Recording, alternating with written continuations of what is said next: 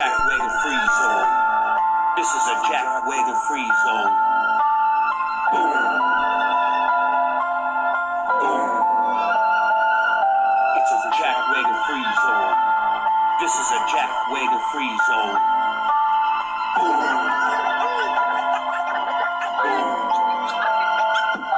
Yo, welcome to the ripple effect. OGs listen while they finish their sets. Dog band, get that pimple in check. Everything got dribbled and wet.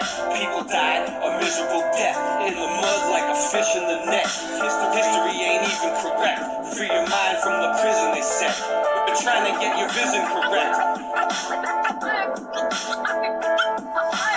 It's a Jack Wagon Free Zone. This is a Jack Wagon Free Zone. Boom. Boom. Bricks melt past 1080 degrees Celsius on the show with the guy they call Steve. And it's cool like the wind and the breeze. Earth melted and all the mud freeze. Bake you up like a kick in the knees. Live streams, we hitting the trees. God bless you like when we sneeze. What's the difference between a pyramid and a conical roof? Just listen to Jen if you want to know truth. Stick around and she'll show you some proof. And everything you learn, just shout from the roof. My name is Ray, and it's me in the booth. It's a Jack Wagon Free Zone. This is a Jack Wagon Free Zone. Boom. Boom. It's another component that was on the grid system. Big brother ain't so big now, more like my kid's sister. If you ever want to show a picture, Jen, I'll sit with you. Go make her taser happy, that taser's happy. I used to spend the days cutting class, puffing haze in my grades and grabbing in the back of the class. Ray was napping. It's a Jack Wagon Free Zone. This is a Jack Wagon Free Zone. Boom.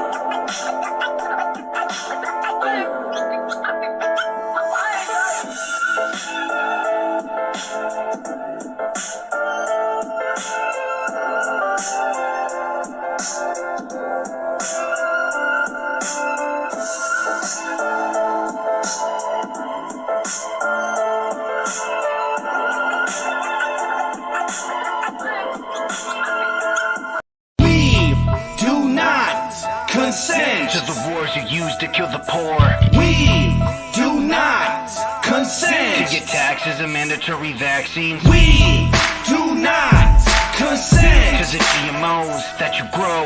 We do not consent to adhering your geoengineering. We don't consent to the fluoride in the water supply, blinding our third eye and keeping us compliant. We don't consent to the wars you wage every day, bombing innocent children hundreds of miles away. We don't consent to you hiding our true history, or your secret societies keeping it a mystery. Cause you've been lying to all of us for centuries. Now it's time we break through your green screen reality. There won't be a rock unturned for y'all to be hiding. You're unprepared for the upcoming uprising, and no denying that you've ruled for too long. And we're chipping away at your armor with each song. We use the truth to put an end to the abuse. Once you see what's to come, I wouldn't want to be in your shoes. You think we're just lambs lining up for the slaughter, but we're here to make your new world have no order. We do not consent to the wars you use to kill the poor. We do not consent to get taxes and mandatory vaccines. We do not consent to the GMOs that you grow. We do not consent to adhering your geoengineering. We don't consent to the chemicals you're spraying above us, and we don't consent to the criminals you're paying to run us. We don't consent to your false flag attacks and shooting hoaxes. We're standing up now and letting you know we're truly focused. We don't consent to your central bank or your corporations. We practice discipline, citizen, and subordination. We don't consent to the 1% having everything. We don't consent to be puppets, we're cutting every string. I know one thing for certain, they won't control me. You had to have heard the name by now, they call me OD. I don't consent to the media telling lies to me. I don't consent to them engineering society. It's time to take over this shit, so now we're locked and loaded, ready for anything that happens at any moment. We're wide awake, there's no way that we'll ever go back. Never sleep again, and we wanted to let you know that we do not consent to the wars you use to kill the poor. We do not consent to get taxes and mandatory vaccines. We do not consent to the GMOs that you grow. We do not consent. With hearing your geoengineering. We do not consent.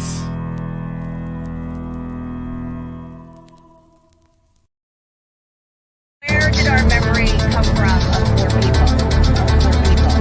Where's that four-seater car? Four-seater car. You know what I'm saying? Like, it's still, how is this all being done? Just boggles the mind of what's going on. We have no answer whatsoever. After all this pondering and all these roundtable discussions and Mandela Mondays and all these talks and shows, nobody has a fucking clue what's going on. We're all still in the same boat.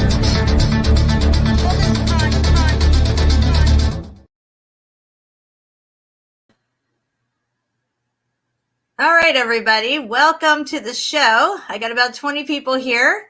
I have a return guest tonight. We're having Shapu back on. Let me bring him up here. Hey, Shapu, what's up? Happy to be here again with you. I'm super excited, man. We have so much to talk about.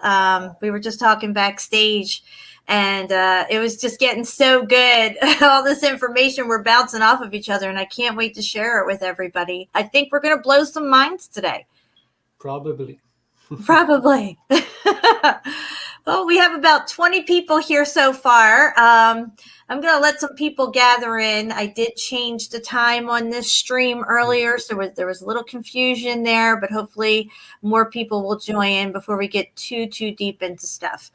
Now, the last time I had you on the show, we were diving into all kinds of stuff, and we were talking about that map, and that would be that, what is it? The 1567, I think it is 1567 map of Montebano. I may have got the date a little bit wrong, but it's the late 1500s, late 1500s. And you sent me that map, and we're going to bring that up and get into that. It is so fascinating. Tons of things on that map, and the quality is great. So. Yeah. I could look at that map for days and still find stuff, but we're going to pick that thing apart. Shapu and I are going to give you our thoughts on the map. And then from there, we're going to expand on our story. And we're going to refer to his story here and there, but we have to remember that his story is nothing but a fairy tale. It's a lie. It's a deception that was put over absolutely 100% everything that we have before us in this realm, including whatever happened in the past.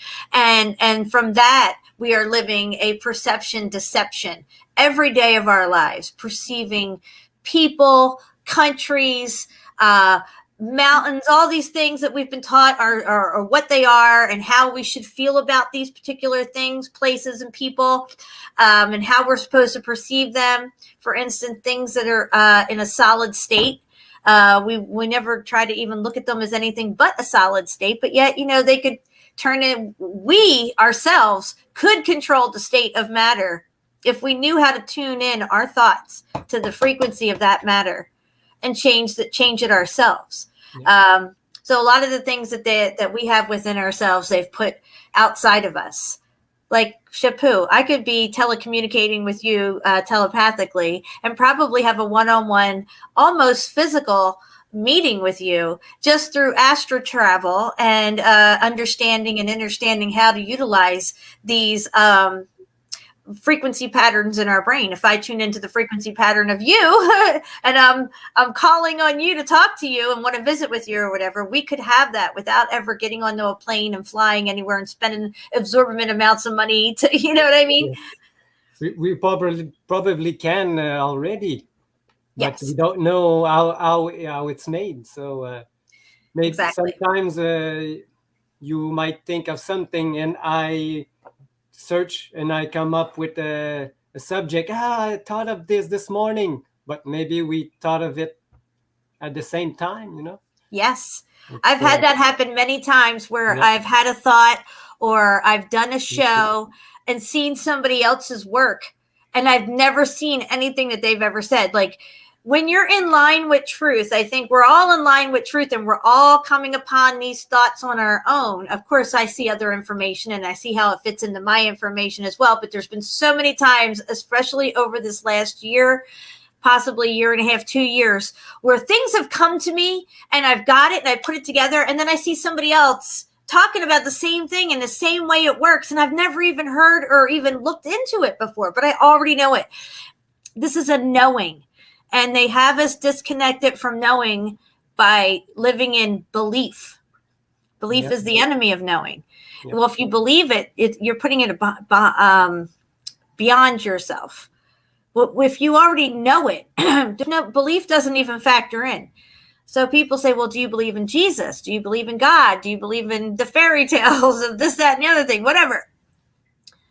I believe our thought waves are everywhere around us, and we can tap into anything. Sometimes I have like ideas that comes to me, and if I don't do nothing about it, like developed it or something, sometimes you get, like you said, you see someone doing the same thought that you had, but you didn't do nothing about it. But if you do something with it, it stay with you, you know? Yeah.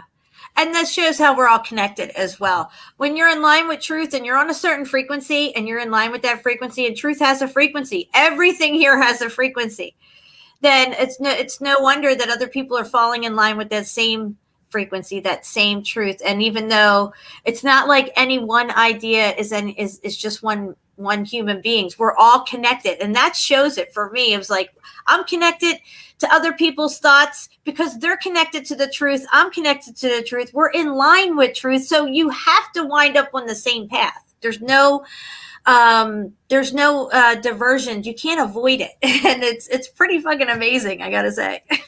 Truth is singular, so there's no other way. Absolutely.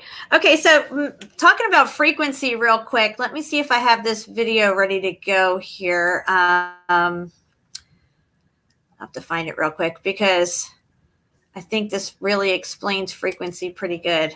Let me close this. I have like so many tabs open. I don't even know if my stuff's going to work. All this stuff open. All right. Maybe it won't work. All right. So Shapu, I'm going to see if you can find it for me. Did you, I think I sent it to you, the video where the person's blowing a horn or singing that tune and the water comes up. Okay. So that's what I wanted to show everybody because everything has a frequency and you think, well, how can you move water? How could somebody move water with their mouth?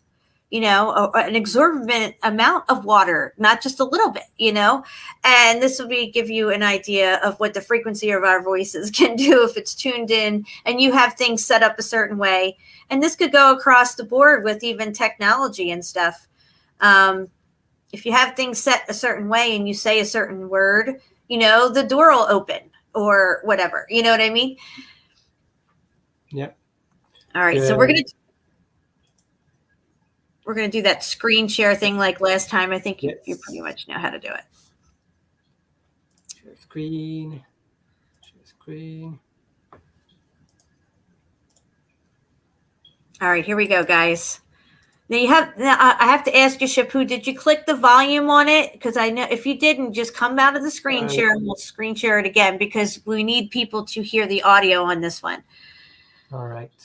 So I'll remove it. Just start the screen share over. There'll be a little box there on the lower left-hand corner to click audio when you hit screen share. Sure. Oh, yes. Yeah, there it is. I didn't. It's really small. They should make it a little bigger, I think. All right. All right, here we go, guys. This is an example of frequency and what your frequency, if you're tuned in, can do.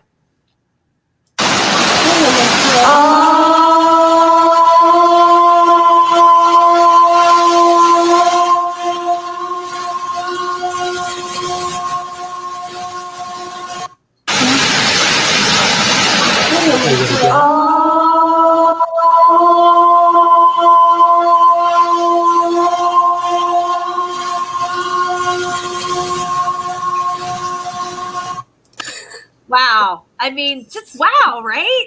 It's just crazy. That is some pretty crazy stuff. Yeah. Now, I remember hearing stories of, or you would see these old movies and they'd be like, "Open sesame," and then the stone rolls away. Well, or you'll hear stories of the people in England around Salisbury Hill and stuff like that, and Avery, those mounds and stuff. They sung the stones into place. You can see how that could possibly happen.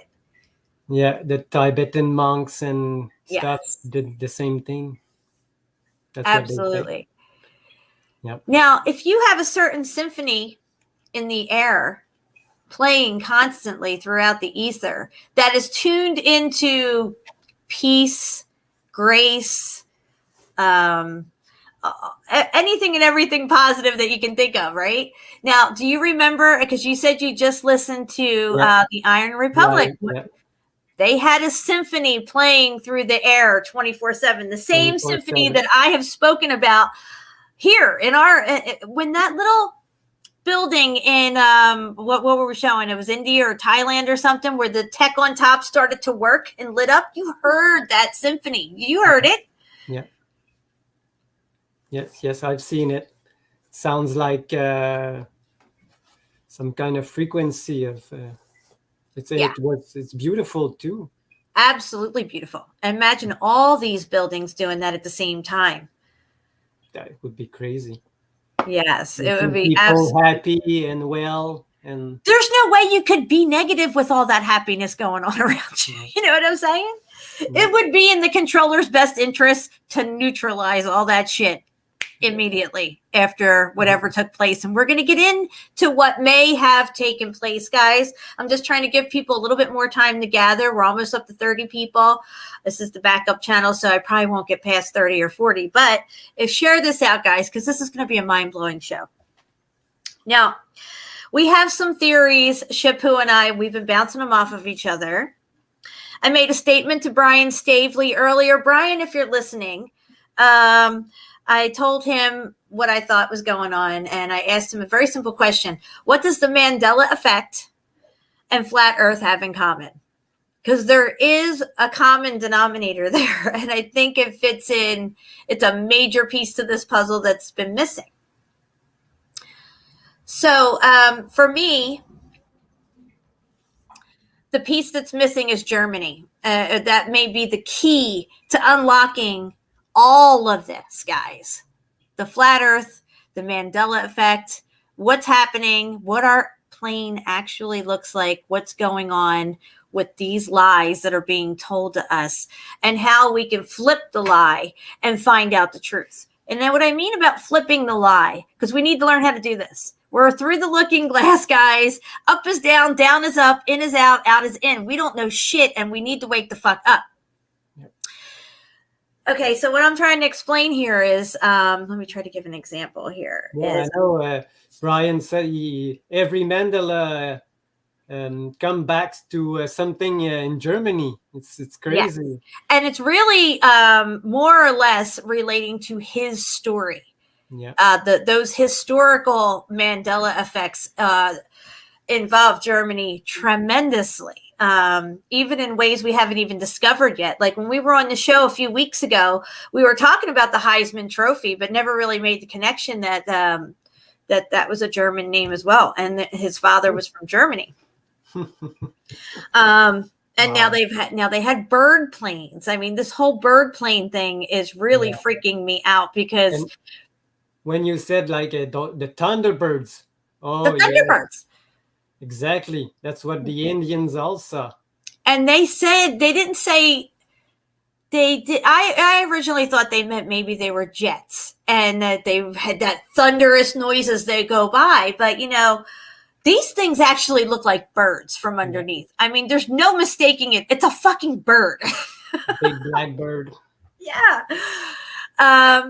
So the Germans, how do they fit into this whole thing? What's going on with Germany? Well, they come out of obscurity pretty much, start 2 world wars, and then fade back into obscurity pretty much.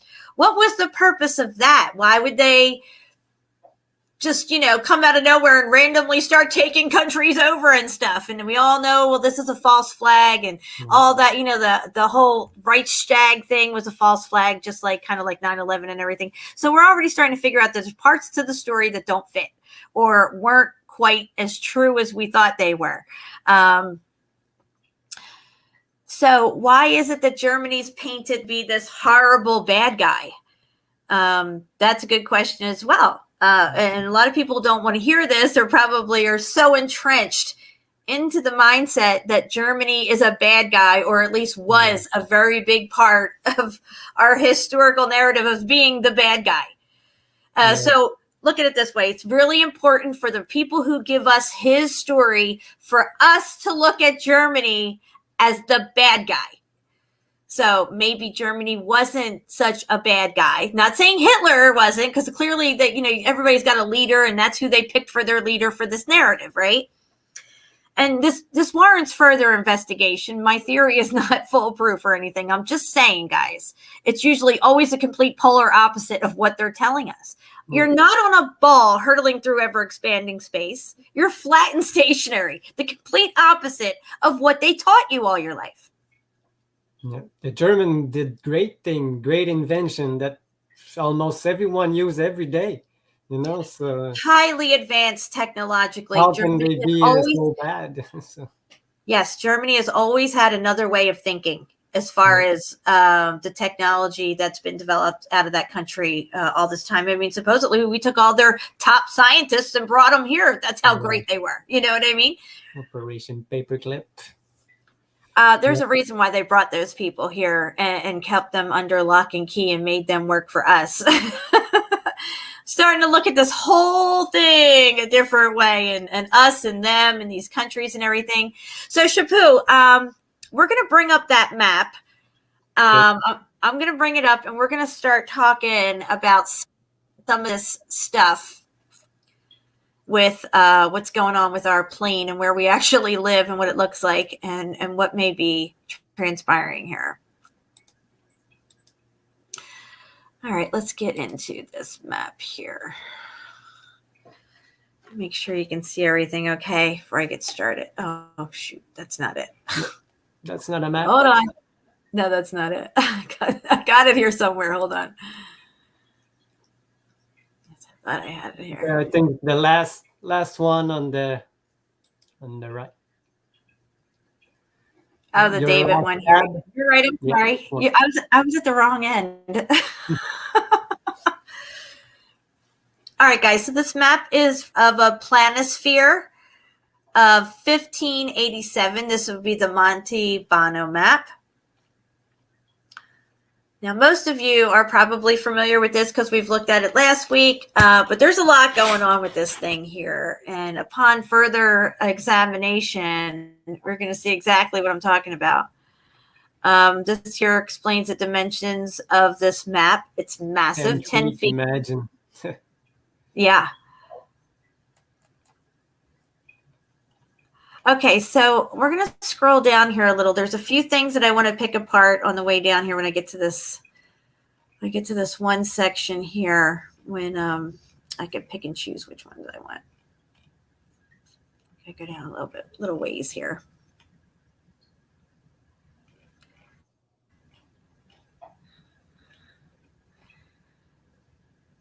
Thank you so much for turning me onto this site, by the way, Chaput. I really appreciate it. Oh, it's great. And we're going to talk about these guys here, because these guys here in 1587 or whatever that date was, these were the guys that were in charge. These were the guys during the reset. These were the people who were around. So they have a very important part to play in all this. The Roman one, the Persian one, all the big kingdoms. Oh, the middle, it's Africa. Just like the map. Yeah. Yes, I have that map, and I'm going to get that up here in just a second. I don't know if I'll be able to do it on here. Let me see if I got it up on my pictures on one of these ones here. So I have a comparison map for this one. Just see if it loads. Let me see here.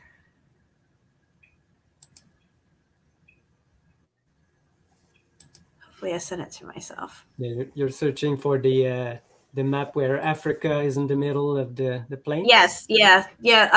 Ceiling Fan Man just sent it to me earlier, and I could have swore I sent it to myself because he sends me stuff through the phone. Whoops, that's the wrong one. DJ, if you're in the house, what's up, girl?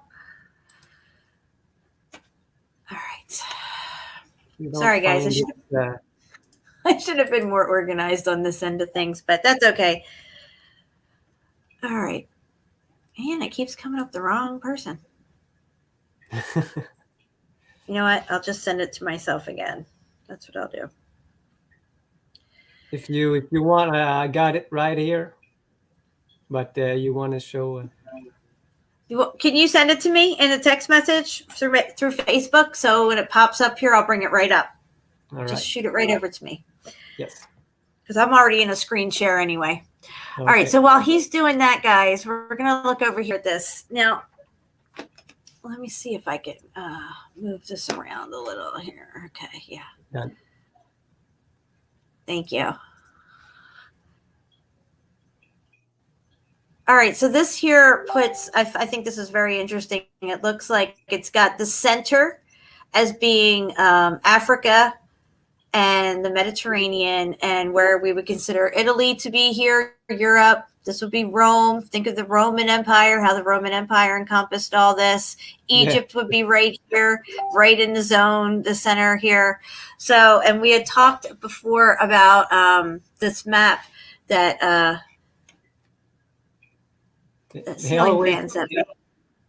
they always pick like the smallest country that conquers the whole world, like the Romans, the Germans, the Greeks. Always a small place, Yeah, you're right. The Mongols. All right, hang on a second here. Let me just get this sucker to load and I'll pull it up. Here it comes. I don't know if anybody else is going live today or not. Since we have 10 people here, but I think we have a little Brian was live earlier. He's going live later too, I think. Oh, later? I think okay. Around 8:30 or something. But we'll probably still be on here. Okay, guys, so here's this other map where it shows in the center you have Africa. Now, if you look closely, in the very, very center is where you have Egypt, and then you have Jordan right over here, the Euphrates, Tigris and Euphrates rivers right here, and then Italy, which the Roman Empire would be right in there as well. And then, of course, it's got the bigger outer ring, but we're over here on this one. Look at this one. Flip over to this one here.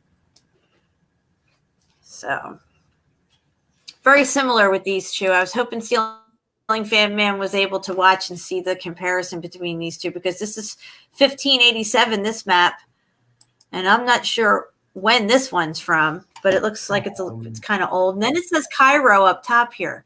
Yeah, very interesting. Centered where Cairo. Yeah, so why would they center it? Right on the point. Yeah. Right in the center there, right in the bullseye. Very interesting. Really interesting. And set up like this, the way they have it set in this map, it looks like the golden ratio, the golden spiral. If you watch the golden spiral and how it forms, and then it comes out and goes this way and around. You know what I'm saying? Like a seashell. I just thought about it today. I showed a map that I made with Stefan, and I told him, look how it goes in the spiral, like it's just the golden ratio, just this morning. Yes. Oh, see? This is just what we were talking about, Shifu. Yeah. All right, let me go back over here. And it looks like something happened over here. I don't know what. Oh, we lost the map. Yeah, that happens sometimes on my stuff. But we're going to get back to it here in just a second. There it is. Okay. Yay, we're back. All right, so let me go down a little further. Thank you for saving my ass on that, by the way, Shapu, for sending that right to me. I appreciate it. No problem.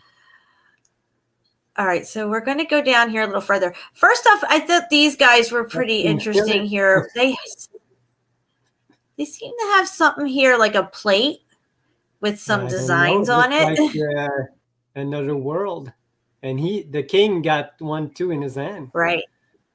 No, it's Yeah. it's Definitely written not Terra. a globe. Jen, on the other Yeah, one, it's written definitely Terra. not. What's that mean? Earth. Terra means means- Earth. And what's the other one mean? Oh, they're both Earth.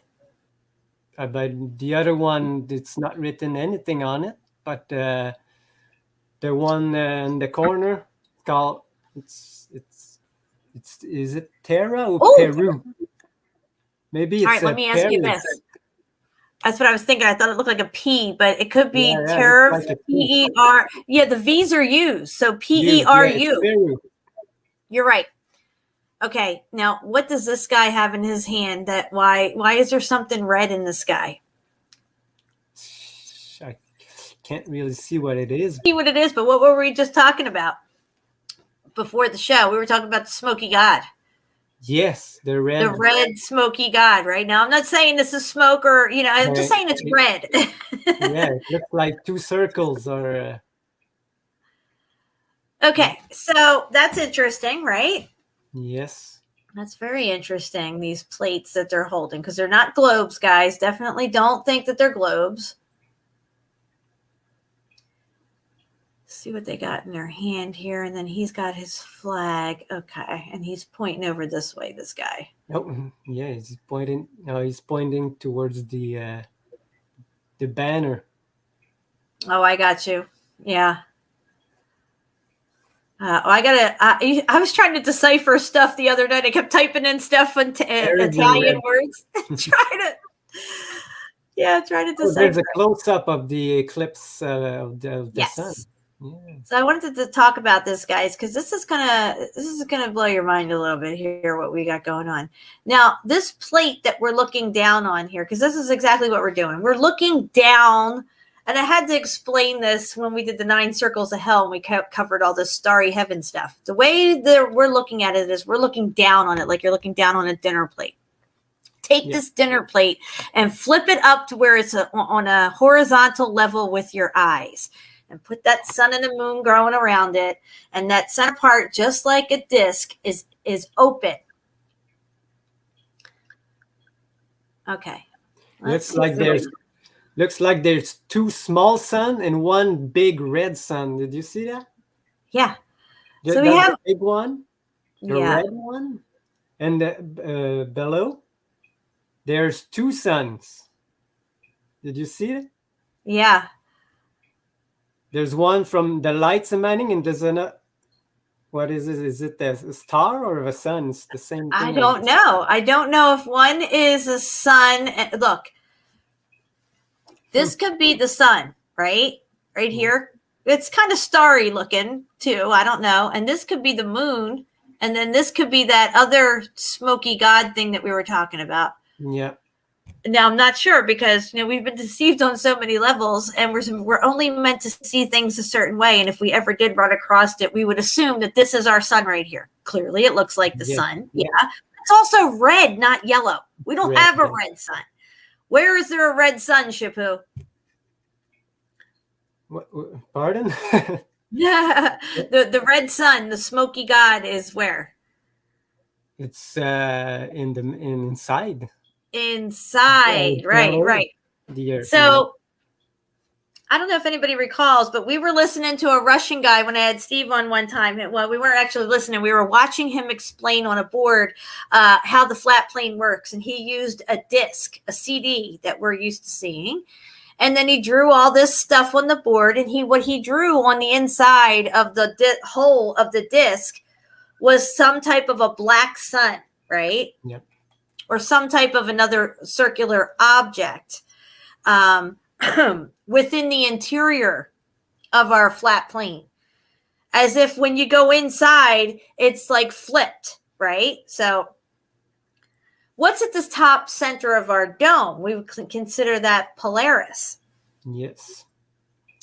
Maybe this is representing Polaris. I don't know. Maybe. Could be. So Polaris, because it's at the center, the pole, right? Yeah. It would have to have an equal and opposite to that. If we're on an electromagnetic dielectric plane of inertia, there has to be equals, opposites to balance everything out, positives and negatives, right? Yes. So as above, so below, as within, so without. If we have Polaris at the very center of our plane, then there has to be something equal opposite to it within the interior of our plane. Yes. When they talk about a pole shift, I don't think they mean our non-existent globe is going to roll over on its side. I don't think they mean our disk is going to flip over on its side.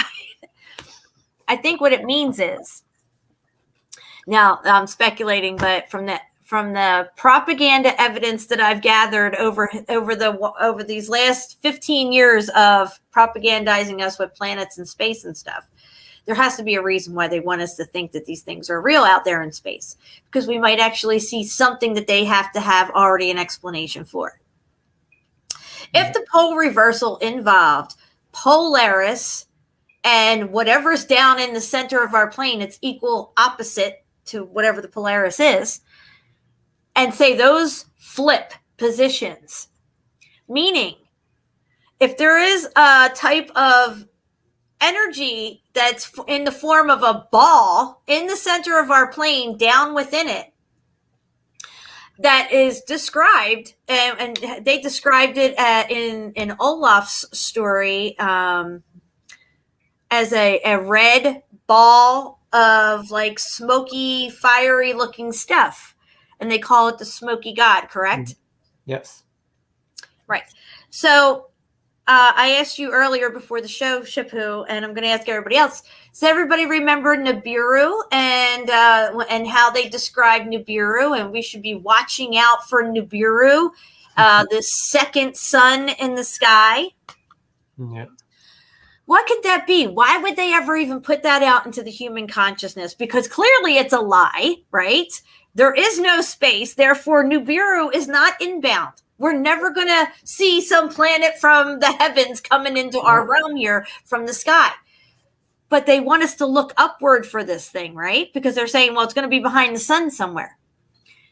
Well, if this smoky god, this red, fiery, smoky god, was to flip positions with Polaris, it would be up in the sky then. And how they describe Nibiru, this will blow your mind, guys. Nibiru is described as a red, fiery planet with some sort of smoke coming off of it, some kind of a dust cloud coming off of it. Yes. And that's exactly how it's explained in Olaf's story of, oh gosh, what's the title of that story, Shapu? The smoky god. Yes, the smoky god. I'm sorry. I had a brain fart there for a minute. Once I read that description of the smoky god and what it looks like, I immediately thought of Nibiru. But the only way that could fit in is if this smoky god is on a cyclical nature and it comes out every once in a while. Yeah. What is the cyclical nature of Nibiru? If anybody has studied Nibiru for any length of time, Shapu, you want to tell them how often Nibiru is supposed to come around? Well, they said around like 3,000 something. Yeah. So there's two speculations. One of them, the first one that I come across years ago, is it comes around every 3,600 years. Yeah. And then in more recent times, listen to me. In more recent years, I've heard stories, well, it comes around every 360 years. That would make sense to a certain extent, because when are we talking about this reset happening? Maybe about 360 to 400 years ago. Yep. Boom, baby. Yep. Exactly. And there would be no way for us to see this smoky giant, the smoky red planet, dare I say, right? Because this is what they want us to think it is. It's some red planet, right? That's flying in, coming in any day now. If it stayed down in the center of our plane, there'd be no way. So this is already pre-predictive programming. They know the cyclical nature of our plane. They know how it works, and they know at some point shit's going to get all muffed up.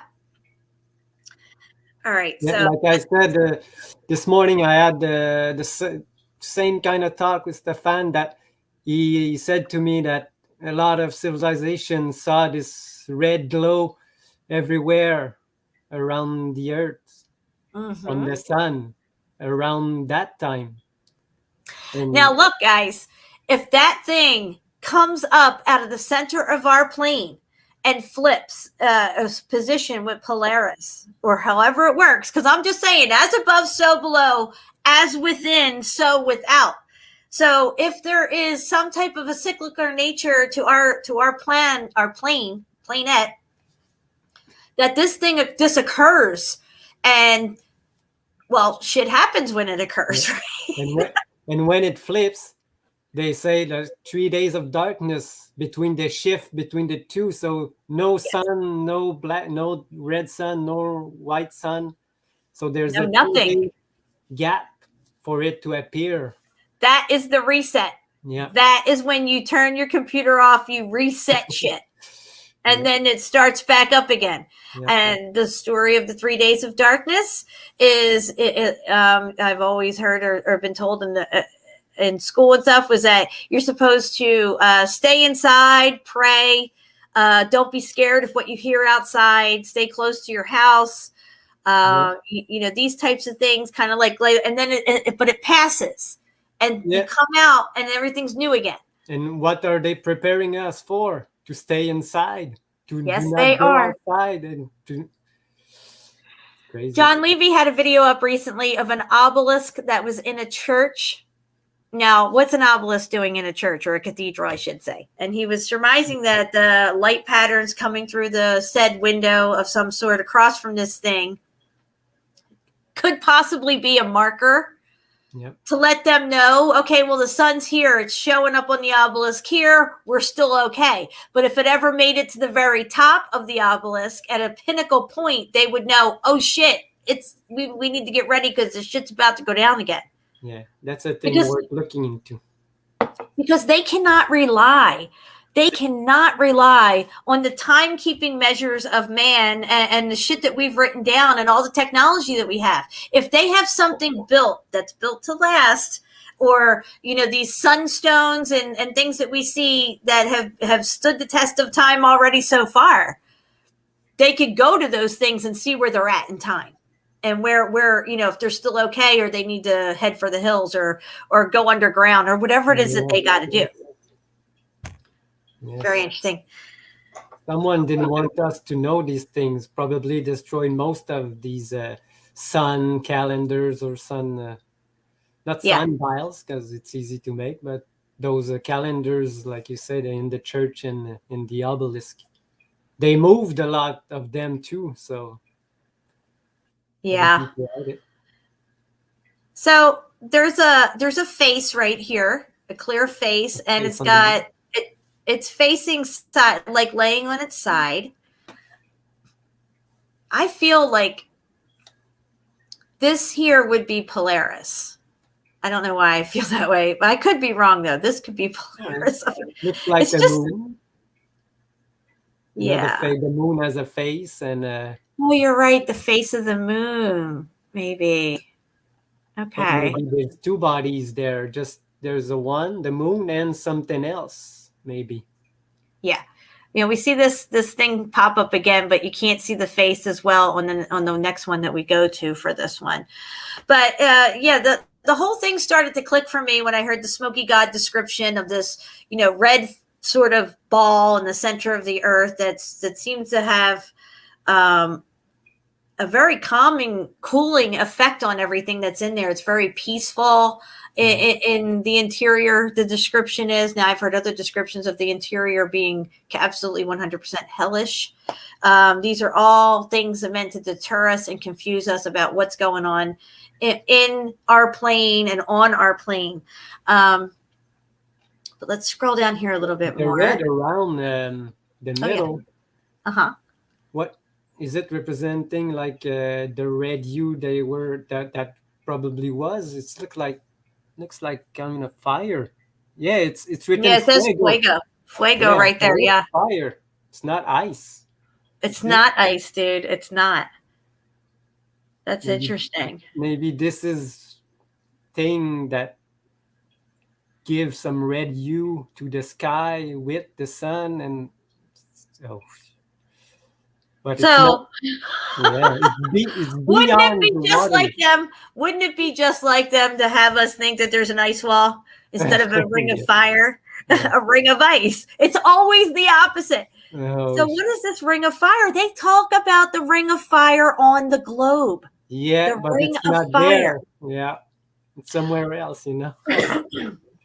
Oh, Yeah, I don't know. Very, very interesting here. Like I said, we're through the looking glass. Up is down, down is up, and we need to start really rethinking everything in a big way, guys.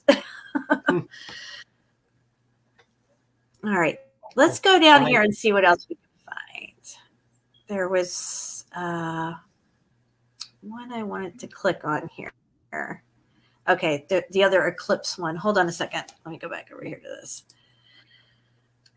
This one, yeah. maybe that's the other side of. Yeah, we're going to take another look at this eclipse thing. So one was a lunar eclipse, the other one's the solar eclipse, but we'll see if we can get any more information out of this thing. This one was crazy. I didn't see that ring of fire around the first time. Yeah, that's why, when you have more eyes on something, the better off you are. And like, we could look at this thing 10 times and still come back the next day and probably find more stuff. Cool. We could probably spend 2 shows just on this map. Yeah, exactly. That's why we right. can't explain anything in one show.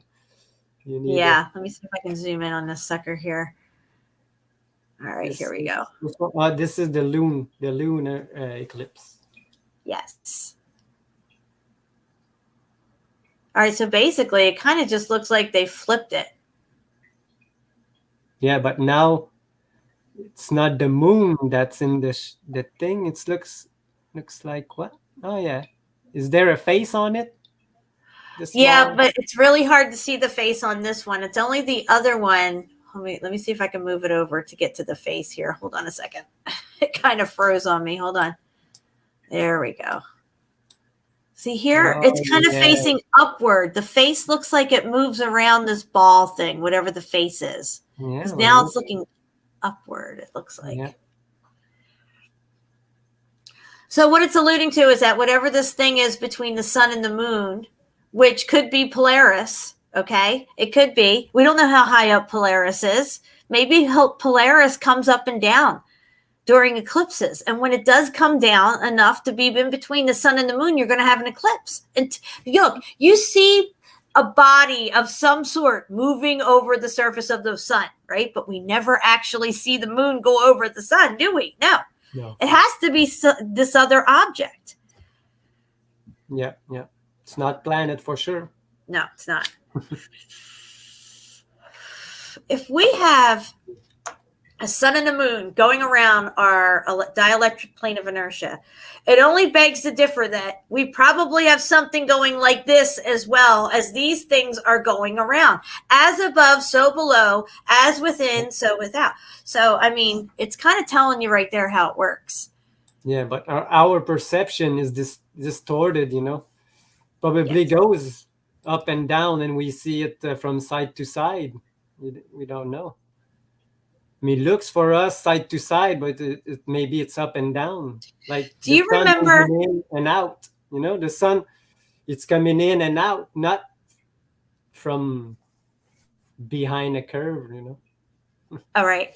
Do you remember those people would analyze these pictures from Antarctica, the Antarctic station down there, and people would be like watching their time-lapse photos, and you would see like a planet flash by in the background. They would say, oh, look, there's Nibiru. You could see it. But it was like this big, round, faint object. I don't think I've seen it. That was probably Polaris is what it was. And what are we looking at here? Here we're looking at the winds. Now, this is interesting, guys, because these winds all seem to have a similar characteristic, and I just want to point out this characteristic. They all seem to be white, okay? Not being racist, just being obvious. And they all seem to have blonde, curly hair. Yes.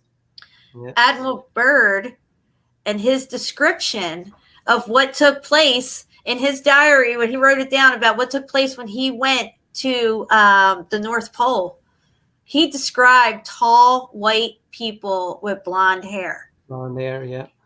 These guys all got blonde hair. I'm Yeah. just saying.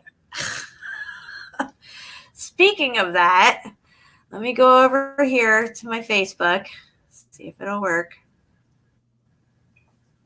Yep. Shit, maybe I should go to this other one here. Hold on. I have a video ready to go. I'm hoping it works. Shoot. Where did I put it? This is what happens when I get 100 tabs open. All right. Oh, yeah, yeah. We're going to listen to this real quick because I want you guys to fully comprehend what it is that I'm talking about here. Let me get over here and I'll do an audio on my screen share because I don't think I have an audio up. We're talking about the center of our plane now. And who is in the center of our plane? What type of sun or object is in the center of our plane? How advanced these people are in the center of our plane before we ever even go to the outskirts of the planet. So let me back out of this screen share and then we'll start again with audio and we'll listen to what Admiral Byrd has to say. Shoot. You know, the name of the site, it was exactly for you, you know? The place. Oh, where yeah, I know. Truth Seeker. The guy's called the Truth Seeker. I know when I didn't even expect that when I turned it on and I'm like, what? Is he talking to me? All right, let me share this audio, guys, and you can hear every little word. Let's go back over here. Yeah, I've listened to it today too, just to refresh my memory. Let me make sure It's the not that volume. long. No, it's not that long. It's 15 minutes long, guys, and I want you guys to pay attention. Don't take a break. Be like, oh, she's playing something. Let me walk away. This is important. You're going to get schooled on something here. But the Oh, first why isn't time this I've volume heard this staying up? was like,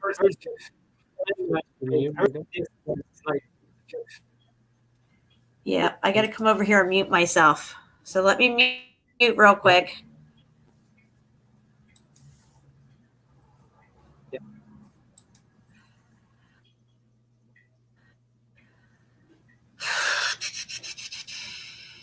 It's going to work.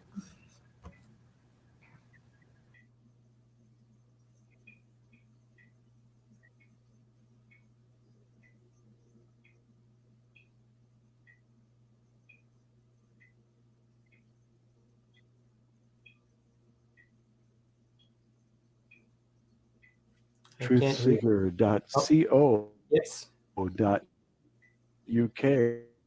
The I land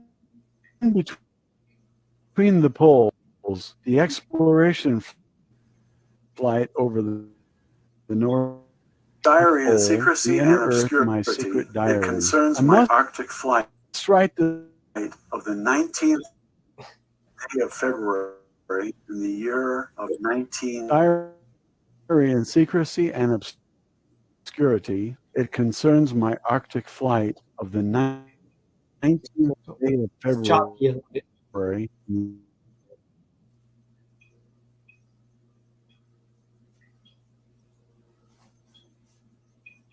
You're muted. Nope. Can't hear you.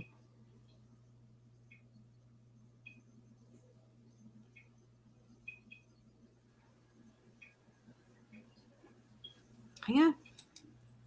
Oh, Yeah. man. Do you want me to play it? Well, we're going to have to listen to this in order to further with our idea of what's happening here. I'm so sorry. Yeah, I didn't hear you. You were choppy a little bit. Do you want me to play it? Yes. Okay. Just 1 second. I will go.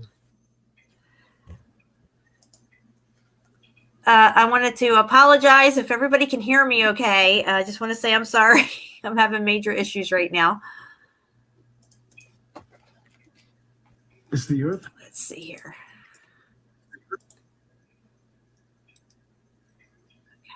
So But you can hear me okay right now, right? yes, Okay.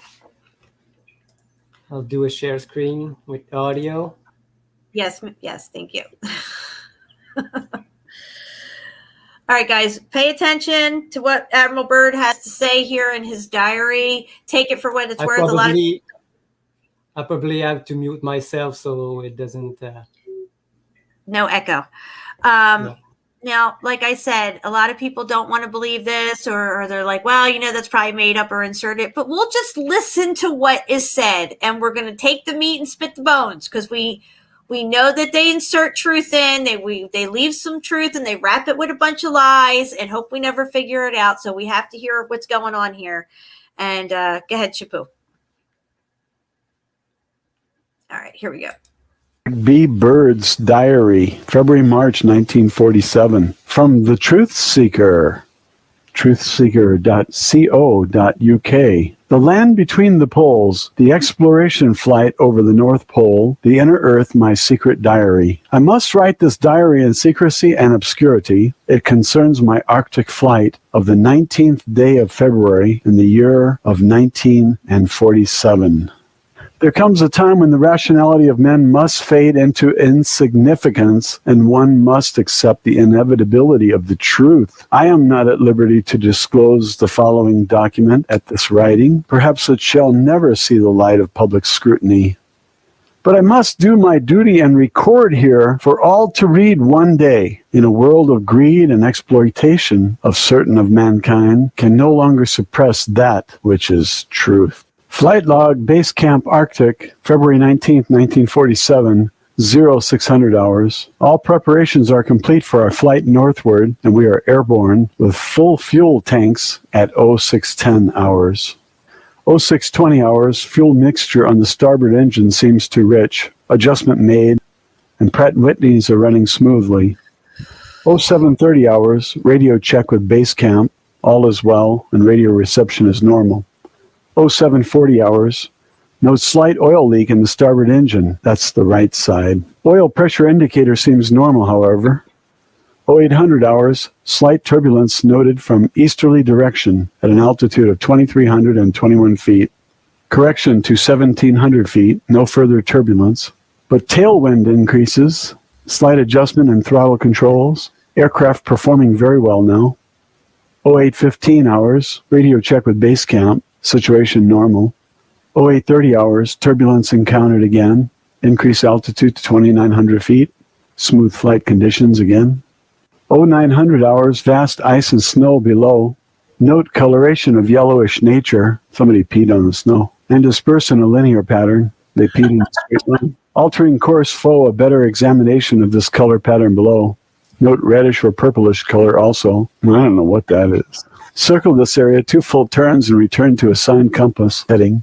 Circle this area 2 full turns and return to assigned compass heading. Position check made again to Base Camp and relay information concerning colorations in the ice and snow below. 0910 hours, both magnetic and gyro compasses beginning to gyrate and wobble. We're unable to hold our heading by instrumentation. Take bearing with sun compass, yet all seems well. The controls are seemingly slow to respond and have sluggish quality, but there is no indication of icing. 0915 hours, in the distance is what appears to be mountains. 0949 hours, 29 minutes elapsed flight time from the first sighting of the mountains. It is no illusion. They are mountains and consisting of a small range that I have never seen before. 0955 hours, altitude changed to 2,950 feet. Encountering strong turbulence again.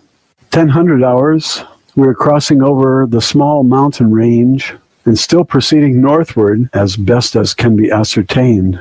Beyond the mountain range is what appears to be a valley with a small river or stream running through the center portion.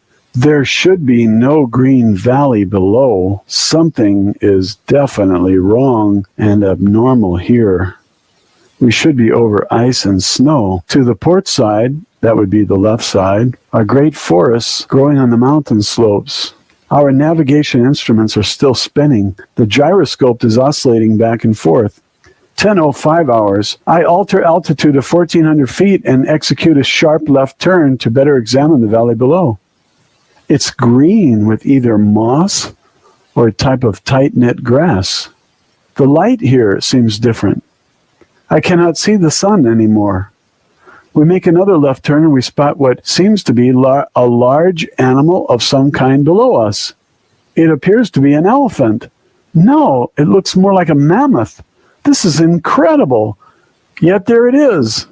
Decrease altitude to 1,000 feet. Take binoculars to better examine the animal. It is confirmed. It is definitely a mammoth-like animal. Report this to base camp.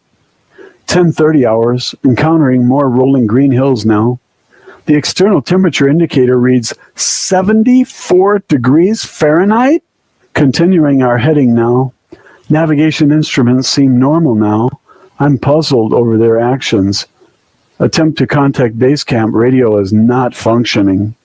11:30 hours, countryside below is more level and normal, if I may use that word.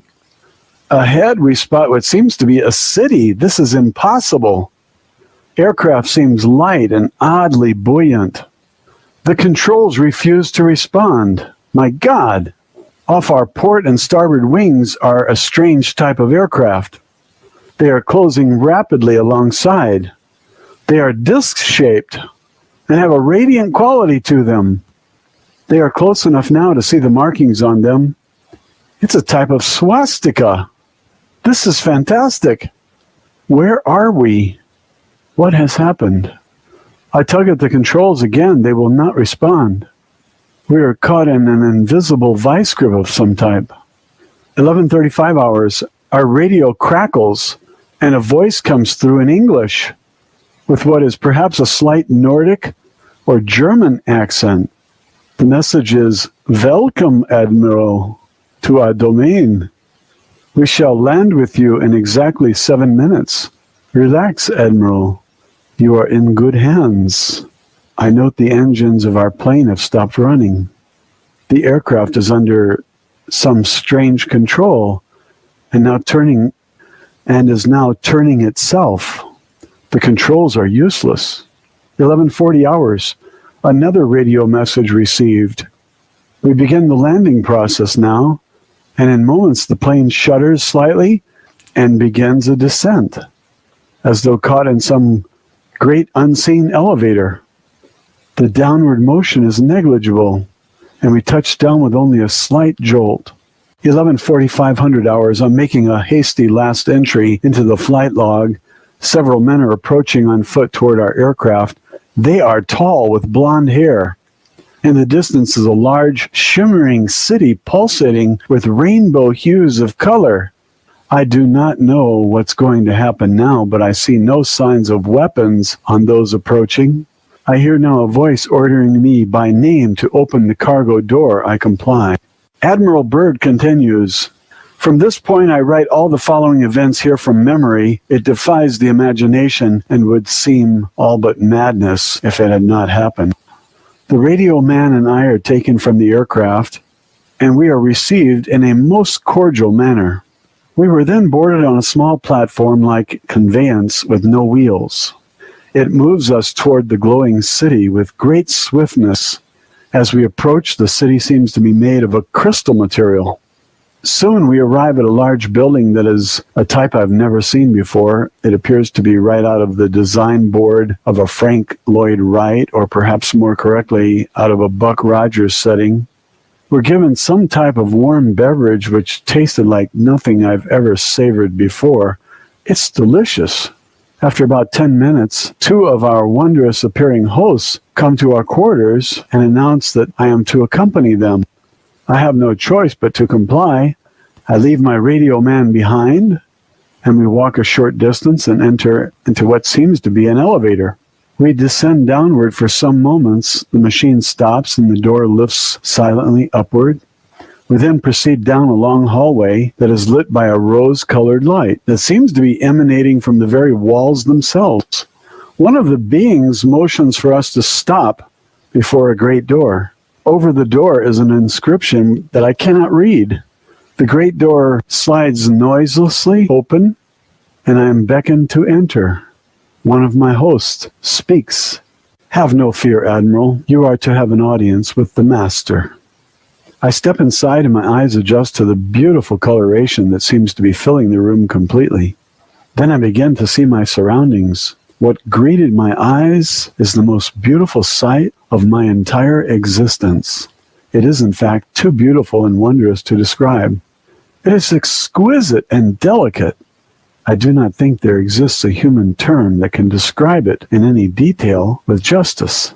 My thoughts are interrupted in a cordial manner by a warm, rich voice of melodious quality. I bid you welcome to our domain, Admiral. I see a man with delicate features and with the etching of years upon his face. He is seated at a long table.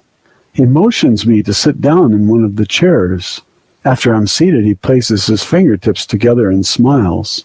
He speaks softly again and conveys the following. We have let you enter here because you are of noble character and well known on the surface world, Admiral. Surface world? I half gasp under my breath. Yes, the Master replies with a smile. You are in the domain of the Ariani, the inner world of the earth. We shall not long delay your mission, and you will be safely escorted back to the surface and for a distance beyond. But now, Admiral, I shall tell you why you have been Can you summoned. pause it for a second? All the interest rightly begins. We are in the presence of the Ariani, the Aryans, the Aryan race. And Hitler supposedly was trying to build the Aryan race with these blonde-headed kids and stuff. Just saying, we're going to go back to the video now. Go ahead.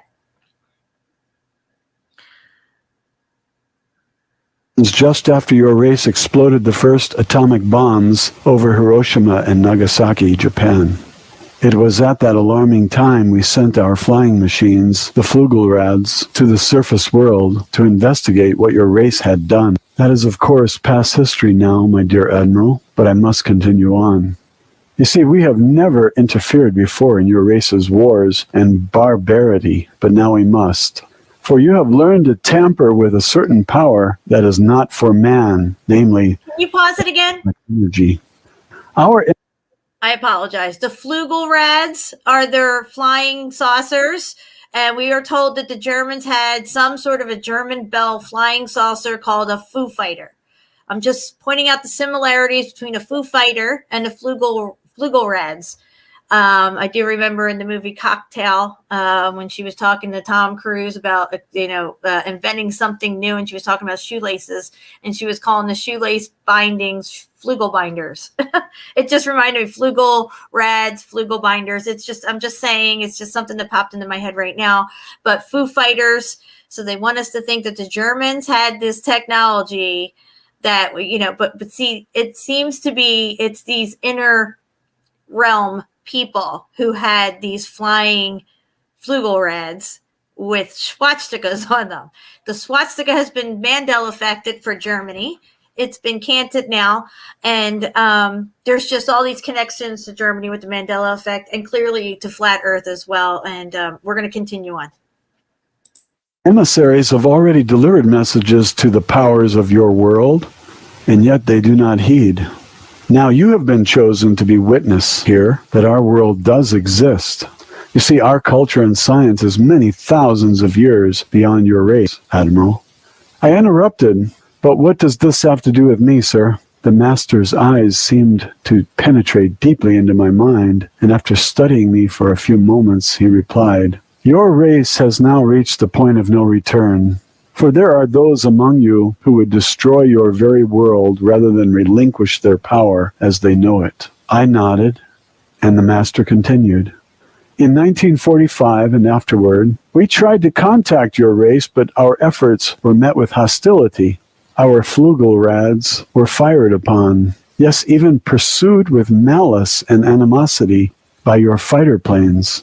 So now I say to you, my son, There is a great storm gathering in your world, a black fury that will not spend itself for many years. There will be no answer in your arms. There will be no safety in your science. It may rage on until every flower of your culture is trampled and all human things are leveled in vast chaos. Your recent war was only a prelude of what is yet to come for your race. We here see it more clearly with each hour. Do you say I am mistaken? No, I answer. It happened once before. The Dark Ages came, and they lasted for more than 500 years. Yes, my son, replied the Master. The Dark Ages that will come now for your race will cover the earth like a pall. But I believe that some of your race will live through the storm. Beyond that, I cannot say. We see at a great distance a new world stirring from the ruins of your race, seeking its lost and legendary treasures. And they will be here, my son, safe in our keeping. When that time arrives, we shall come forward again and help revive your culture and your race. Perhaps by then you will have learned the futility of war and its strife. And after that time, certain of your culture and science will be returned to your race to begin anew. You, my son, are to return to the surface world with this message. With these closing words, our meeting seemed at an end. I stood for a moment as if in a dream, but yet I knew this was reality, and for some strange reason I bowed slightly, either out of respect or humility. I do not know which. Suddenly I was again aware that the two beautiful hosts who had brought me here were again at my side. This way, Admiral, motioned one. I turned once more before leaving and looked back toward the Master. A gentle smile was etched on his delicate and ancient face. Farewell, my son, he spoke. Then he gestured with a lovely, slender hand, a motion of peace, and our meeting was truly ended.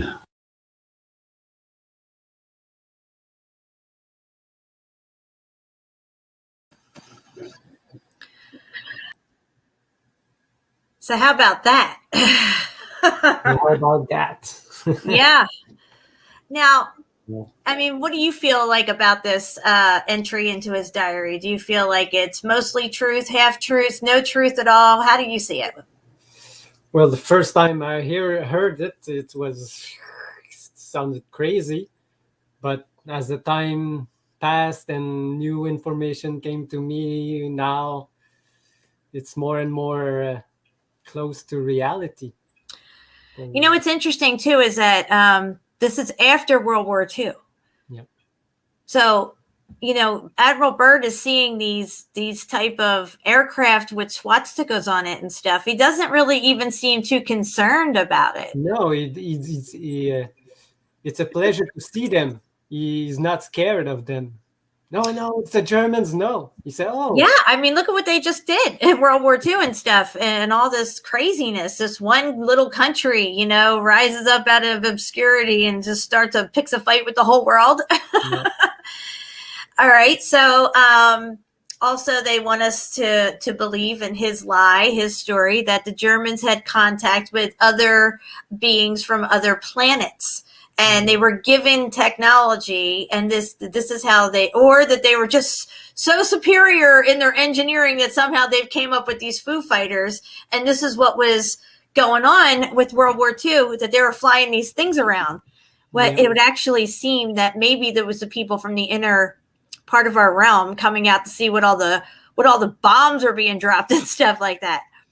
Yeah, maybe that's why the story exists, that these are the German. And they took the swastika because some people saw these ships with the swastika, and later they turned it around and said, no, it was us. But maybe it wasn't them at all. And also, Germany's been all over looking for all of the religious artifacts. This German type of being there, this master guy, had said that we collect all of your precious artifacts and stuff, and we give them back to you at some point when you seem to have figured stuff out a little bit more or whatever. Like they kind of like are the keepers of our important artifacts and stuff like that. He was going around looking for all these artifacts. He went to India supposedly looking for Shambhala. Yeah. And the entranceway, there's apparently other entranceways into the center of our plane. So hollow earth is out the window. It's not hollow into the extent that it's a ball that's hollow on the inside, like an egg or an eggshell. I don't know. What do you think about this?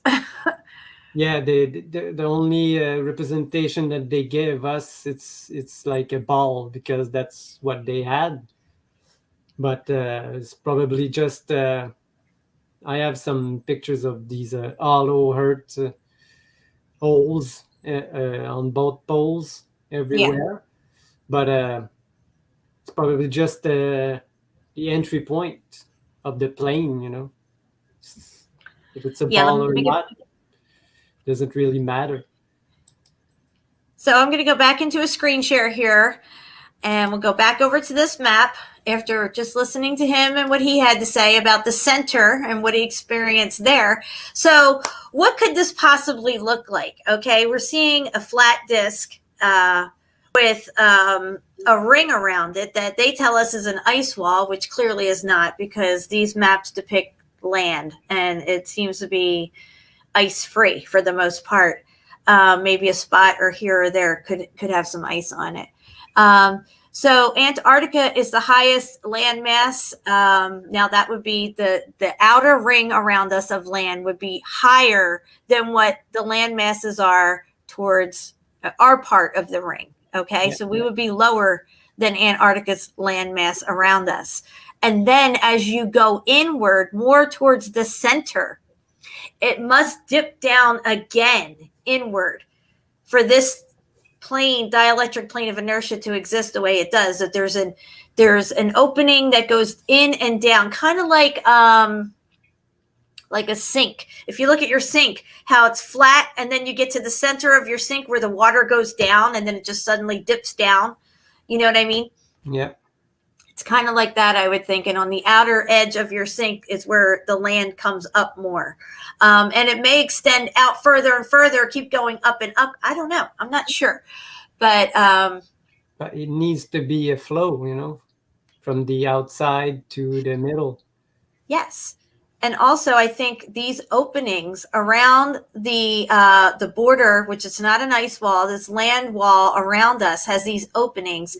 And this is what's going on with the tides, or at least it's a part of it. I think these waters are flowing in and flowing out of these openings. This is why they're so turbulent in and around these openings on the wall. You can see we counted about 8 of them. Yeah, 8. See if I can get in here a little closer. Yeah. Now, this pink land right here, I was looking at this, and I was thinking about the story of the Iron Republic. You just listened to it the other day, and I also listened to the whole thing the other day as well. Yeah. In that story, which is in the 1800s, the late 1800s, I forget the guy's name, but he left from New York, right here, and sailed down around South America, which took him quite a long time. If he would have just left South America, he would have been there a lot quicker. But it would seem that he sailed down around South America, along the wall here, and through this passage, most likely, this closest passage here, which seems to lead to a landmass that's either right here, and then there's another one right here. And it's called the Iron Republic. I just find it interesting that on this map, there's this pinkish color here. Because it could just mean, like, not that it's pink, but it's iron. It's clay looking, maybe like the Grand Canyon-ish kind of color. You know what I mean? Yeah. Reddish the Iron color. Republic, or maybe it's all brick. Who knows? But yeah, we talk about the Iron Republic. This is the name of the story. You guys can read the audio, listen to the audiobook. It's a really good listen to. And that this would seem to be one of the only parts of the land masses here that are this color. And this would put it right around the Iron Republic area. So I'm just kind of connecting those dots. Whether it's actually that color for that reason, I don't know. Just today, Jen, I found another one that from the late 1800s story, and you can listen to the audio book too. And this one is 8 hour long, Oh, wow. and it talks about the same kind of voyage. Is it the same guy or a different guy? No, it's a different guy. One Oh, wow. Did he go also to the Iron Republic? I didn't listen to the. I Okay. just listened to the intro. Okay, so in the Iron Republic, when he gets there, he realizes as he's pulling up to this landmass that there's no noise. He can't hear any clickety clacks of horseshoes on cobblestone streets. You know, the hustle and bustle busyness of the 1800s, because they didn't have electricity, so things were a lot more manual back then. But he pulls up and he sees a very well lit city with no noise. He makes note of that there's no noise, like it's silent. And he comes to realize quickly that the people on this continent here in this particular city, the Iron Republic, are well more advanced than the people of the late 1800s. They seem to have a lot of things that we have today, including a type of internet, a type of Ethernet, you might say, where and clearly wireless telephones. They could call people, pick up something, put it to their head, and magically talk to somebody far off in a distance. Cars that have no noise. Clearly, they're running on electric. They weren't using gas or motor cars or anything like that. Yeah, and they could play the music that they want directly in their home. Yes, exactly. Like kind of like an Alexa or something. They say, play this, and boom, it plays. Whatever you requested and stuff. However, they were living in harmony with their land, with each other, and with their technology as well. And the government was complete opposite of what governs us today. And they're not based on greed or selfishness or competition. So they have all that eliminated out of their society. And now this voyage, whether it's true or not, it's very detailed. I mean, it's detailed beyond belief as far as I'm concerned. If you really pay attention to the political stuff that he talks about and everything, the way the government's set up, they even have a type of Amazon thing where the packages get delivered right to your house from something that flies up and dumps the packages off to you. I'm listening to this whole thing and I'm like, dude, that's Amazon. So anyway, this is the late 1800s, yet these people that he encounters are clearly as at least, or if not more advanced than we are right now. And they all know about our place. They know all about where we live. Yes, they know about us, but we don't know about them. So why would that be, right? And how is it that they're so more advanced than us? Clearly, there was a great war that took place in and around the possible reset that took place.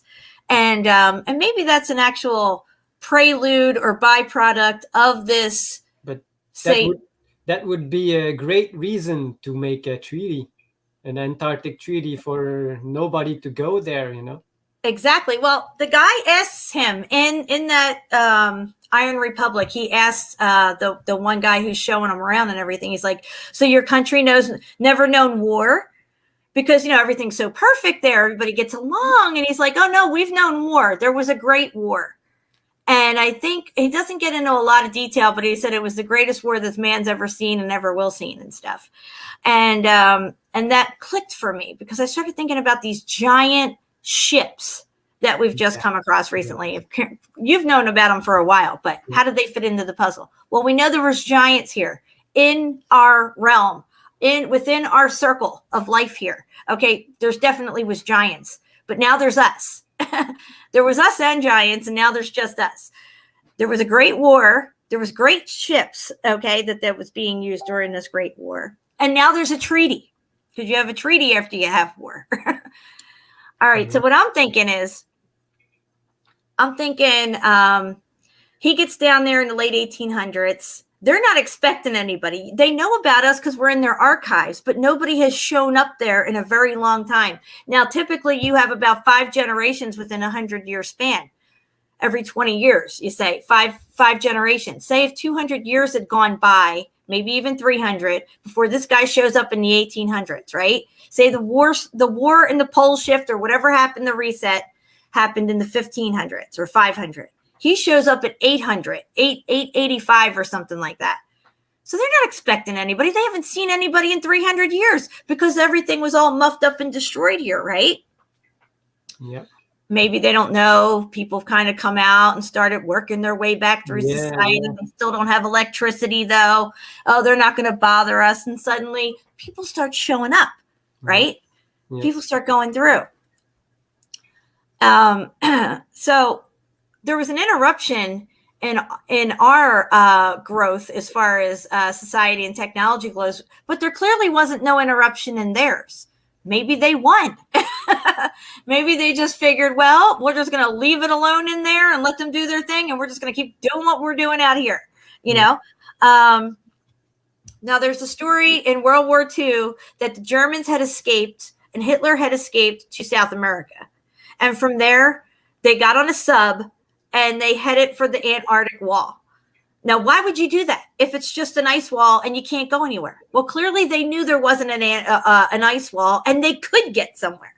And apparently, when they got there, they said that they had encountered some friends. I found the article, Jen. Well, okay, well, let's bring that up. You're going to do a screen share right now. We'll get right into that because this all fits together with the story that we're laying out for everybody here, or at least trying to piece together, guys.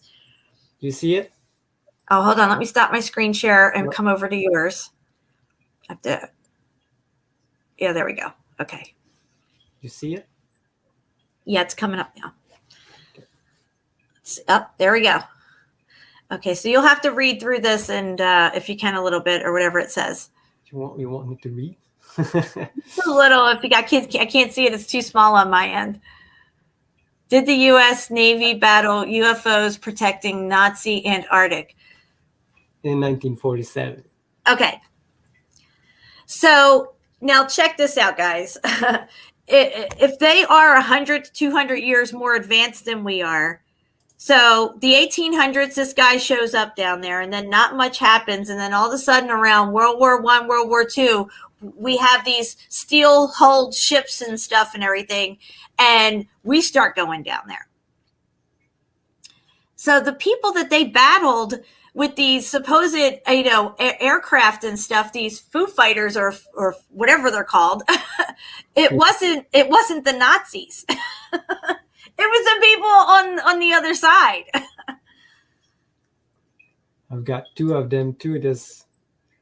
Which one? Oh, this one I found too. Okay, great.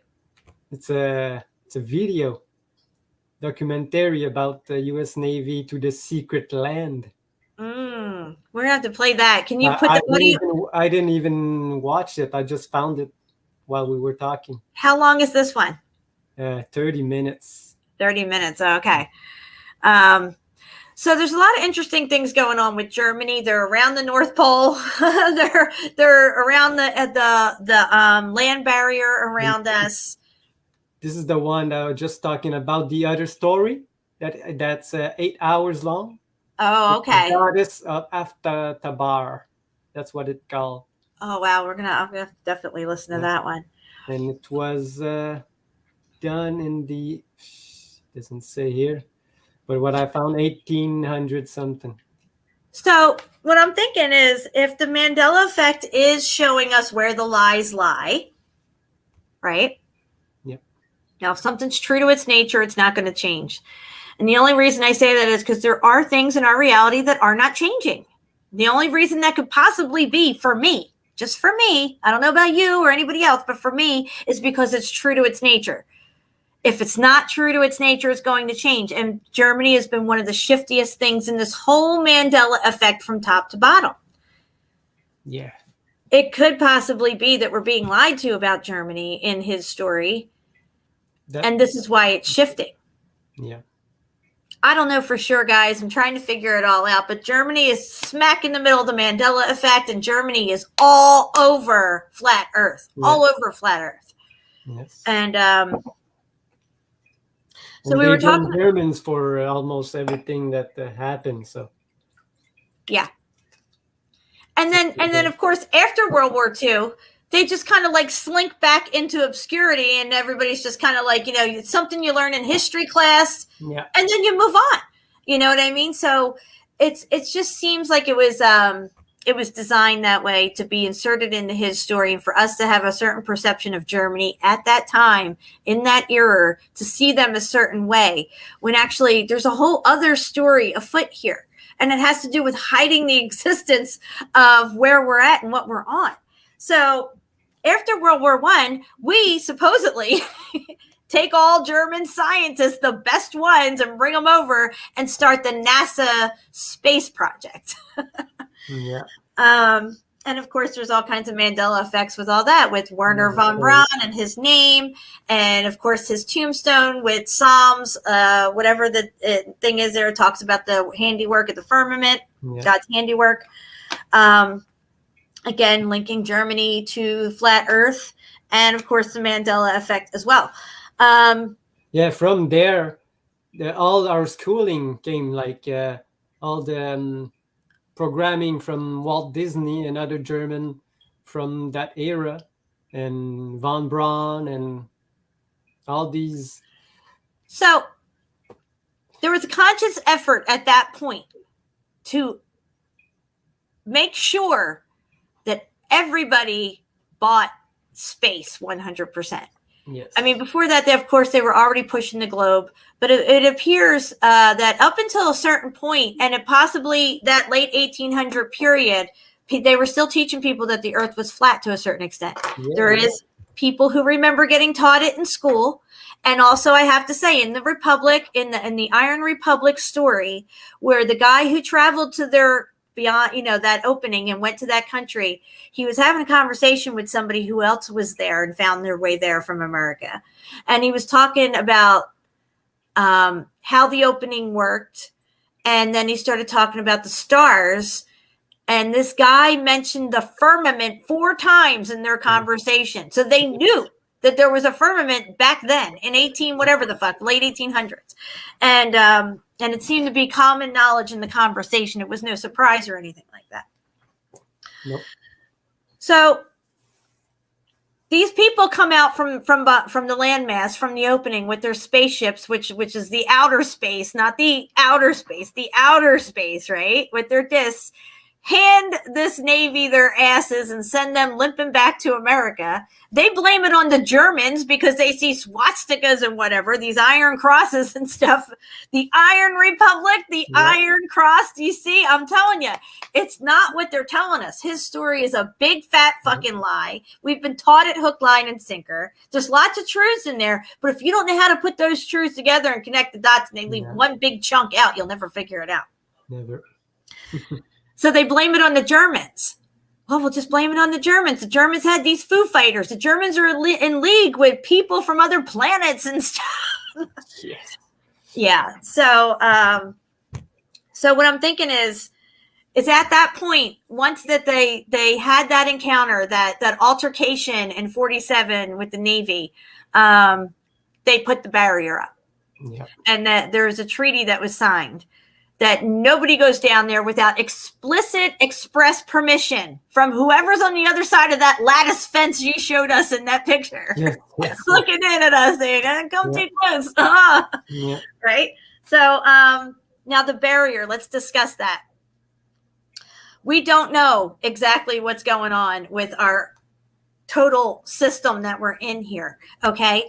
I feel upon this new theory of mine that there is a firmament, but the firmament only comes down so far to certain points around the plane. Now, I can't prove this. I'm speculating, but it does talk about the pillars of the dome. And I think maybe Enoch talks about the pillars of the earth and stuff. I see the dome myself as being dome-like and then set on like 6 pillars maybe going around. But there's those openings, right? Because you can still go through. Even though the firmament comes down, I think at the next point, it comes back up and goes out again. Maybe. I could be wrong, right? But it seems that the outer landmass part and whatever's beyond that have stars as well too, and things going on out there. So the dome isn't just for us. It would have to be kind of bubble and then bubble out again. Maybe I'm just trying to figure this out.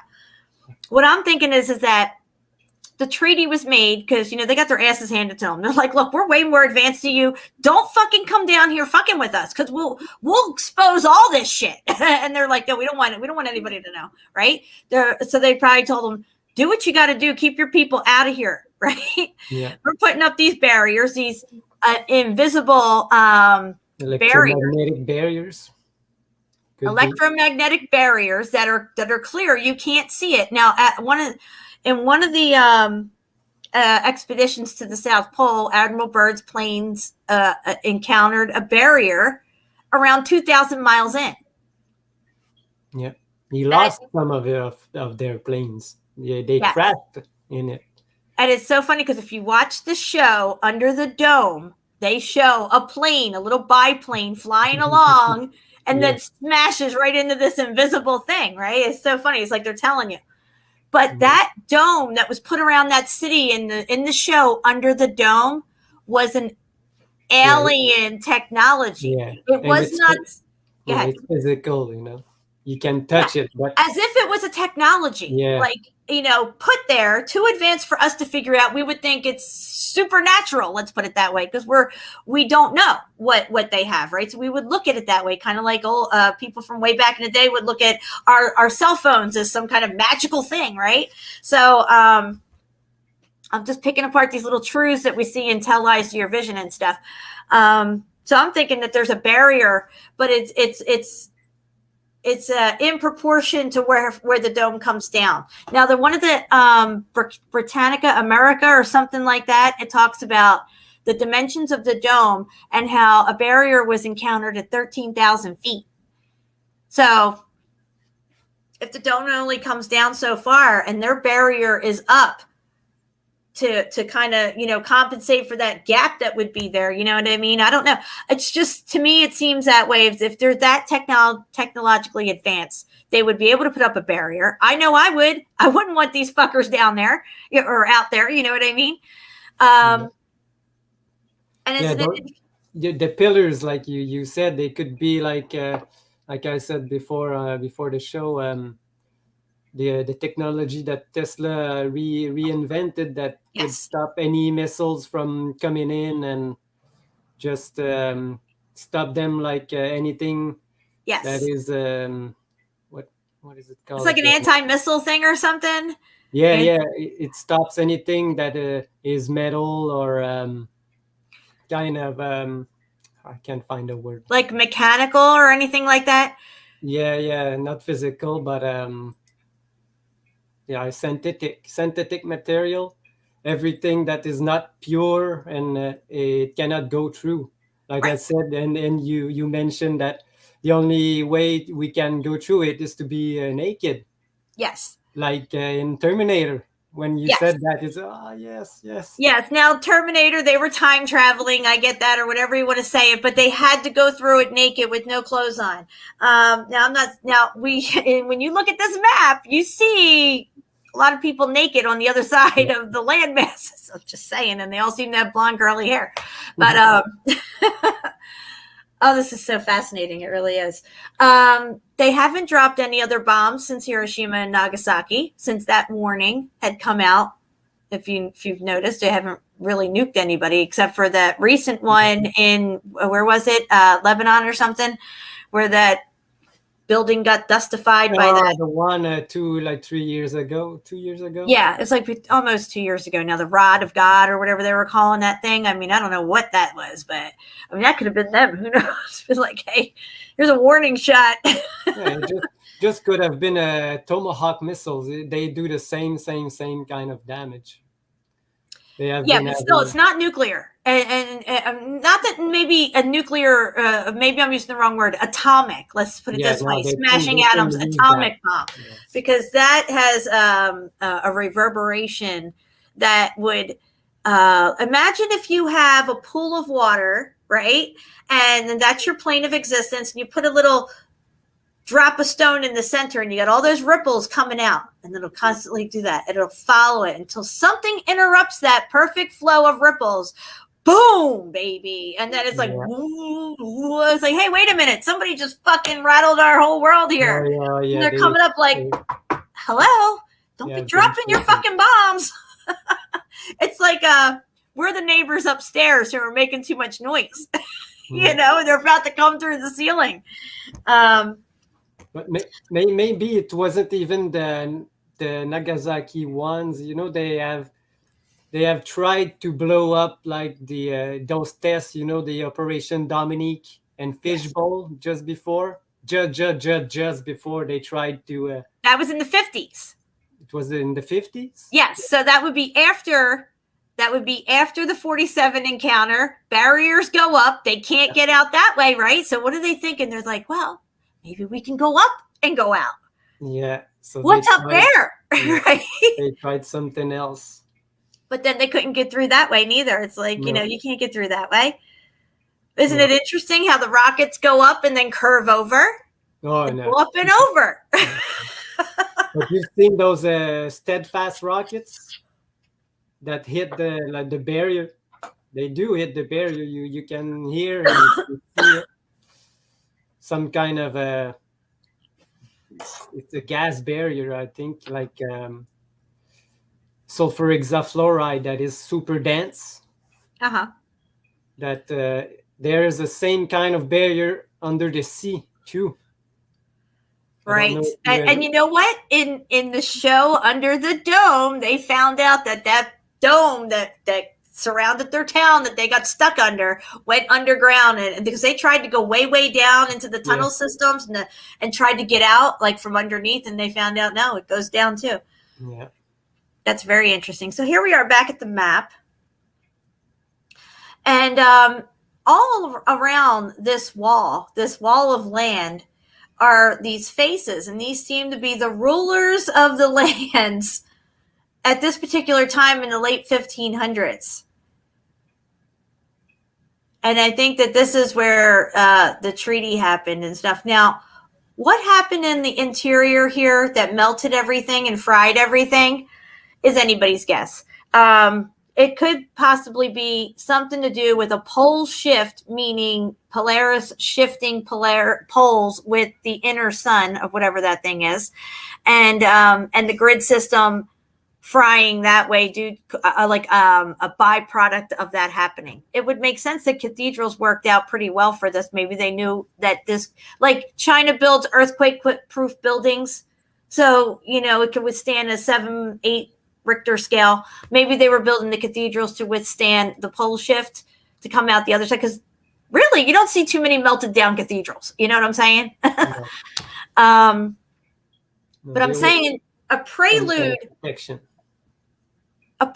to this event, like the days and months and maybe even years leading up to this particular event, maybe something happened and where there was wars and rumors of wars. And maybe there was a great war like that was spoken of. It would seem that greed and selfishness seemed to take over on this inner continent here, in the inner continents of our realm. And there was some type of a great war that took place, and then also this event as well. I could be completely wrong, but when we start. When you talk, it's said that not much cathedrals have been hit. You know that these cathedrals had all these organs, and they were emitting some kind of frequency from them, and maybe this frequency canceled the other one, and that's why they were protected. Some kind of same kind of field around them. Yeah. Yep. I do not know, but it's very interesting. I mean, we'll probably never know, but it's interesting to try to figure it out anyway. I'd like to point out that this particular landmass right here is white. This could be iced over. I don't know why they would have a couple of these iced over, because it just reminds me of ice right here as well. Maybe that's why it looks that way. And then I thought there was one other one, maybe section over here. Hold on. Let me click off of this real quick. maybe with our sun it's ice, and but when the other one takes its place, it's gonna be fire. I don't know. Yeah, it's hard to say, but okay, so let's look over here real quick. So here you have India. This is India right here, I think, right? And then I think Australia is right in here somewhere. Am I wrong about this? Where are Or we it's right the here? big one below. This one right here. Or this No, one. the big, yeah, the big. Maybe this is Australia. Yeah. Because the further from the center you go, the bigger the continent become. It seems that way, doesn't it? Because I did a map with the real size of the continent that they gave us, and the continent below the equator are much bigger than the ones in the middle. Wow. Really much bigger. I didn't even think about that. You're right. This could be Australia right here. We just don't know. No. And look, they talk about the Aurora Australis. The Aurora Australis. Yeah. Why would they call it that? Because Australia's there. So you have the Aurora Borealis in the center and the Aurora Australis on the outside. Yeah. So it's gonna be their two light source. That's what it means. Because the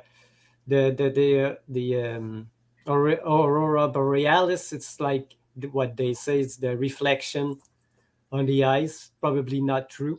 Right. Absolutely. Yeah. Look at South America here. How it looks like it's actually touching that landmass. I mean, it's on it. It's right fucking there. Yeah, it was probably touching at one point.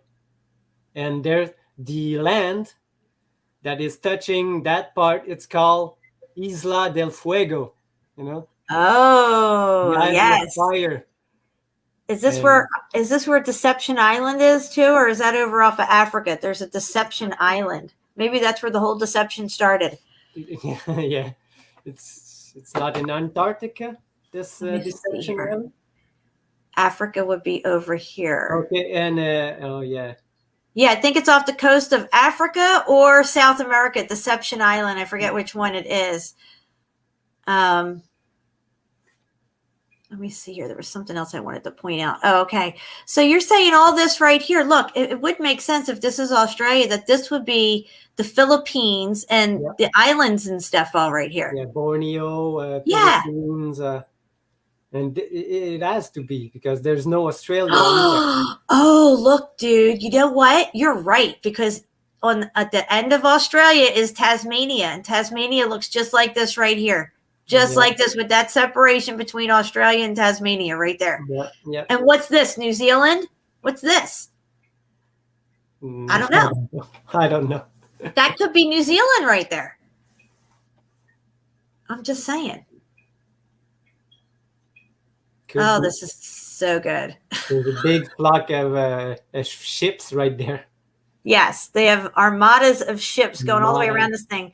And there is one strange thing here that I don't know what it is. It's this thing right here.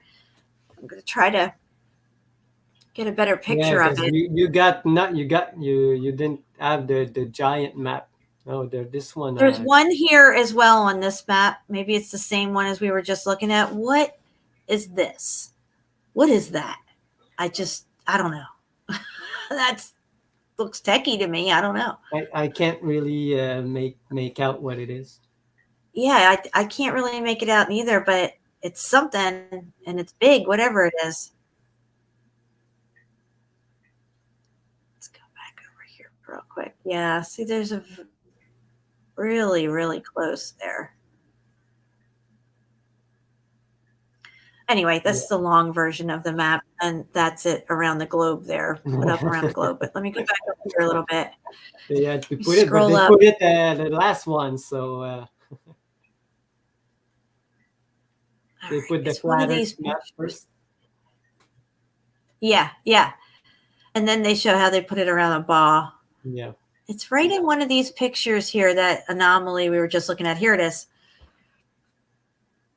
I can try to get a close-up good one. Maybe we can make out what the hell this thing is, because it's really bizarre looking.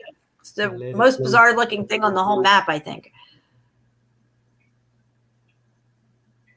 And also calling it Antarctica. I always thought like Antarctica, like Tartary, Tardis, Tartica, Antarctica. And ant means what does it means again? Like before or adjacent. something Yeah. like that. Like before or adjacent to or something Yeah, like yeah. that. Oh shoot. Am I on the right one? Yeah. Okay, good. Here we Oh. go. Let me bring this in. Oh, what is this? Sweden. Oh, they're ships. Oh, hold on. I'm sorry. This thing is very touchy. Let me Yeah. move over. Let me move it with my mouse. Now they're ships. They're Spanish, they say. Spanish ships. Wow. This is so cool. Yep. Yes, So that's a whole armada of ships right here. So the Spain or Portugal that had the Red Cross on it? I think it was Portugal, actually. Yeah, but it was written like España. So Uh-huh. maybe it's Spain.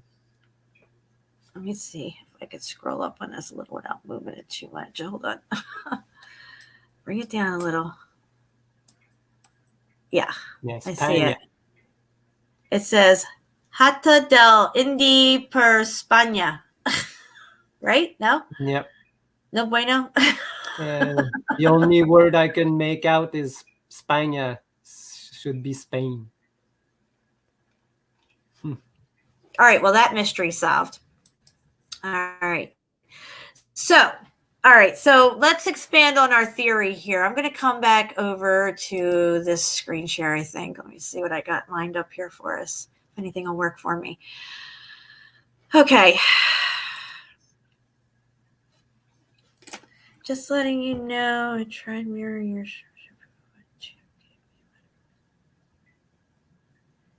Huh.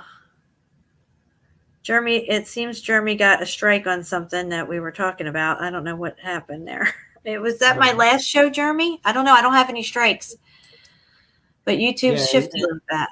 You put it on Facebook, on YouTube. Mm-hmm. Okay, so we're gonna look at some giant ships here, guys. If I can get my stuff to work here.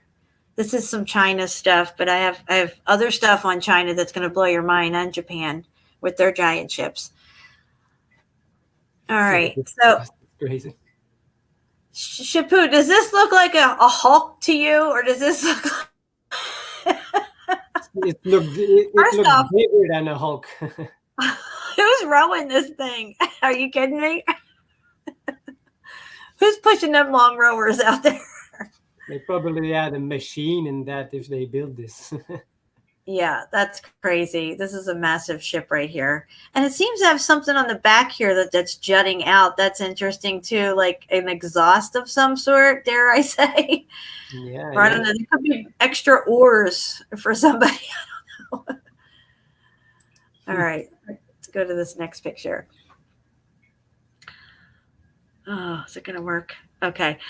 All right. Yeah, you sent me this one. This one's very Egyptian looking. I'm assuming this would be like Egyptian. It's actually got columns on it. I know it's a rendering, but this may actually have been how these people rolled back in the day. Looks like it's got some tech on top there. Yeah. Again, they always show these type of oars that are propelling these things. But it could just be not people. There's not hundreds and 2,000 people down there rowing while the elite are up here just living it up. It could very be some kind of a mechanism that is running on free energy. Yes, yes. Because they were good with gears and mechanical stuff. This is a type of Chinese or Japanese, like Hulk ships, like we're talking about. These are warships, and the Hulks were actually originally giant wooden warships going back into the 1700s. And we're going to look at some of those in a little bit. but they're set Yeah, up just they like these always things, show and these us things are very these ships are made for war. That's what I yeah. found interesting because come on, how long does it take to build one ship and you're gonna go and make it Your destroyed freaking in war's gonna one be over by the time you build your ship. Yeah. They're like, oh wait, we're ready. Shit, where'd they go? Looks to me like an arc. And it's interesting that all across our plane, every culture seems to have an arc story. But yet there was only one arc. Or was there? Yeah, no. Because these look like arcs. I'm just saying, they look like arcs to me. Yeah, when you mentioned they just look like arcs, it was wow, yes, and they have like hundreds of them. And why would everybody have a story of an arc, one arc? It would make sense if there was many arcs and animals and people were being moved around, transported to different locations or safe zones during the supposed pole shift reset. I don't know. Yeah.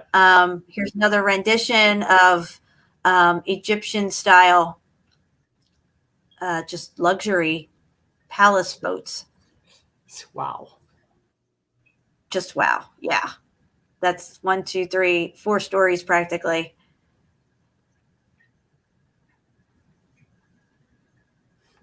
With a little bit of laundry hanging here. Yeah. See, that's right there. Just like prison ships. Yeah. These supposed prison ships. I love this. I got some really cool pictures to show you on that stuff coming up. And we're going through your pictures as well. Yeah. Let me see if this is going to change for me. I'm clicking it. Okay, here's the Greeks. Now, we've been taught about the Greeks and their ships and their navy and all that. But, I mean, just look at this thing. This thing has brick on it. Do you see the brick? looks like brick to me. I'm just saying. Clearly some type of a whitewash on the top part of the brick. They got like 1 million people rowing this thing, I guess. Oh, I accidentally went to the next picture by accident. Let me go back. Now I know these are, renditions and stuff. And hold on, let me back this up Yeah, a little. they were inspired by texts and things like that. Yeah, I don't know if this is going to work for me now all of a sudden. Okay. Do you see all these oars? I mean, you would literally have to have 2,000 people down here, 1,000 on each side rowing this stuff, okay? Getting you through the seas. Who's feeding 1,000 people? Where are they all doing their business at? Oh, well, they were chained to their oars, right? Oh, free men. Yeah. They were free men oaring because Greece were free, right? Okay, right. Whatever. Tell yourself, where are they putting all the food at? And we got 2,000 men down here. Then you probably have another 2,000 men up here, soldiers, and then you're trekking across the Aegean Sea and all this stuff. Yeah. I don't know. And they say they weren't so many people back then. Yeah. So they would have had to take everybody from the whole country on one ship. just to row this one boat. Yeah. Oh, okay. So here's another one, just to give you an example of these different renditions. But these are massive ships. Guys. Look, this thing's got trees growing on it, for Christ's sake. It's massive. Got statues, turret things right here. Oh, well, come on, Jen. It's just a video game. Whatever. They got the whole building right here. But we're going to get into some real pictures, guys. Actual real pictures of these types of ships. Black and white photos. And your minds are going to be blown. All right. So this is a rendition. Of course, it's clearly an etching. Hang on a second, guys. Just a little bit of ketchup on the side. Okay, so this is one of those ancient ships. Shapu, you want to tell people what's going on here with this thing? It's crazy. There's some towers everywhere. But I've showed you with the statue on top of the big mast. He's got a big ball in his hands, just like a how do you call it, the Tesla Tower. Well, this So- thing that he's standing on in the center here, this column is the DJed, Yeah. I would assume, because Yeah, when you it's look a at the DJed, DJed, probably, that is set up just like a DJed column. yeah, probably Secondly- taking the energy from the ether and And power in sending the it ship. to those towers there. These towers are like pagodas. You Yeah. could tell. And the Tesla towers, the old ones that he would make back in the day, had windows as well. The pagodas look just like the Tesla towers. These look just like pagodas. This is tech on this ship. Yeah, And no, this is these are- a massive these ship. towers. The towers are the one that gather the energy and project it towards the middle. That's probably what. Also, powers it's got it. these things sticking out of the back of it again, almost looking like jets of some sort. You see what I'm saying? I don't know Yeah. what they are, but they're pointy and they're look like they're ejecting something. Maybe I don't know. I could be wrong, but But definitely. they probably will tell you that these spikes are for ramming other boats. Right. Yeah, that's probably what they would say. Yeah. Exactly. All right. Let's go over here real quick. All right, so here's a color. There you go. Yeah, this is the one you sent me. Now, this is a color version of what we just looked at, where you can really, really see the tech, guys. And yes, that statue on top has some type of a ball on it. And we've already seen the balls and the spires on top of all these conical roofs. Why wouldn't they have this? And why wouldn't they make it look glorious? Because they can, right? But it's still tech. It's not just a statue with some guy holding a ball. It's actually functional. Just like these towers. 1, 2, 3, 4, 5, 6, 7, 8 towers. And then you have your 4 right here with your center tower, even with the little dome here.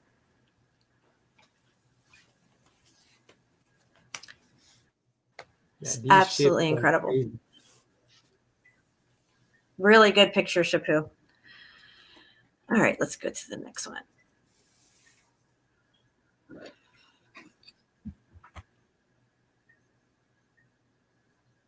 I feel bad Jeremy got a strike. I don't know why. I guess Yeah, he Maybe didn't we say mentioned- on which video.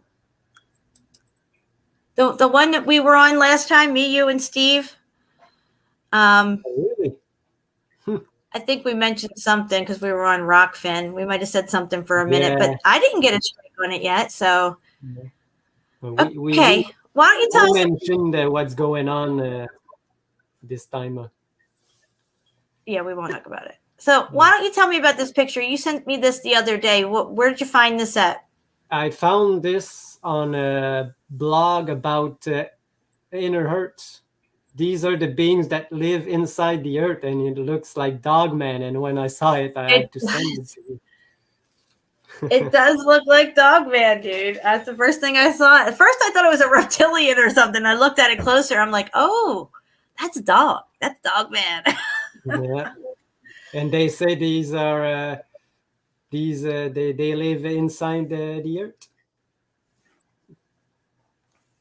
Quite possible. and they Quite look possible. civilized. Yep, they wear clothes.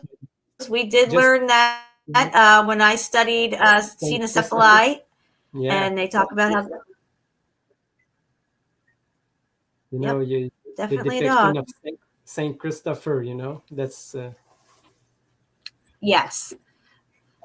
Saint Christopher, yep. And they changed the depiction of him after the 1800s. yeah, not a dog I think- anymore. Yeah, their excuse for that was that God forgave him of his evil ways and turned him into a man. Whatever, I don't know. Now, you sent me this. Yeah, I found this this movie. I didn't watch it yet, but it's from the 70s. Oh, the invasion of the inner earth people. Yes, they really want us to think whatever's going on inner earth, they're not good people. Maybe they are good people. Like, They probably also want us to think that there's evil demons down in Antarctica that the Yeah. elite are meeting with, right? That's Yeah. probably not the case at all. No. No, the demons can only act through us. Okay, tell me about this picture here. This is interesting. Last time you mentioned that you didn't know if Philadelphia had a Great Fire. So I found these ones in the 1850, they say. Yeah, that's crazy. I didn't even know. Nope. There was a big explosion, they say, of an ammo depot, and it destroyed around 500 house, killed people, and burned Philadelphia. Like And it probably was the Germans. They probably did it. probably. I'll have to look into it to see if it was. There's so many stories about Germans and boats exploding.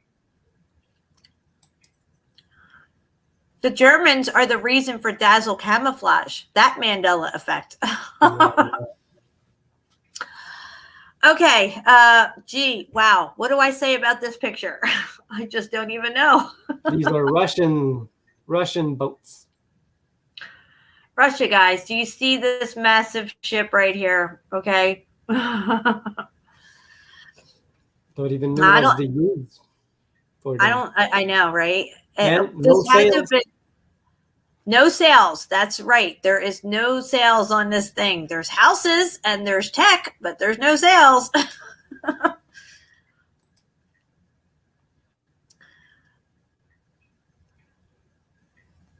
All right, guys. Here's one from 1895. This is the U.S. Farragut Constitution.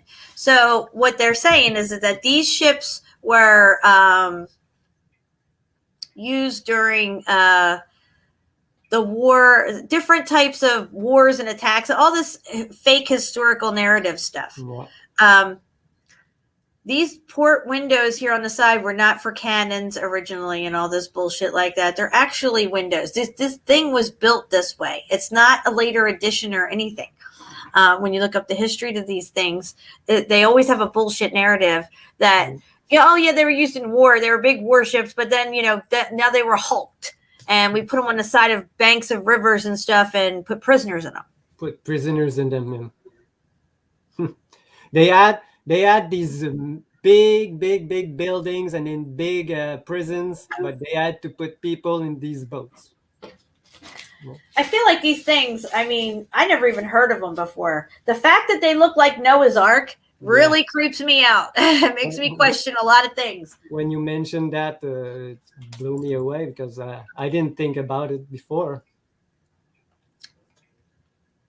All right, let's go to the next one here.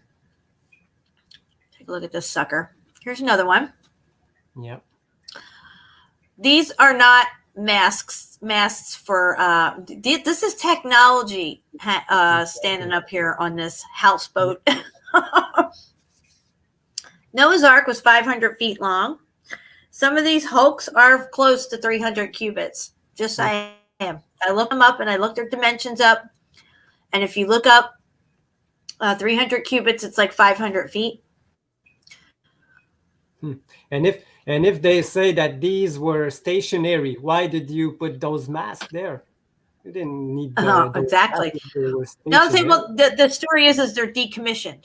They're decommissioned. But I have pictures, and I think we'll get to them here somewhere in here, where you see people, and these are military people getting off these ships, and they're already covered with roofs and stuff. So they had to have come there on that ship and got off of it because it's clearly a picture of them getting off of it while docked there.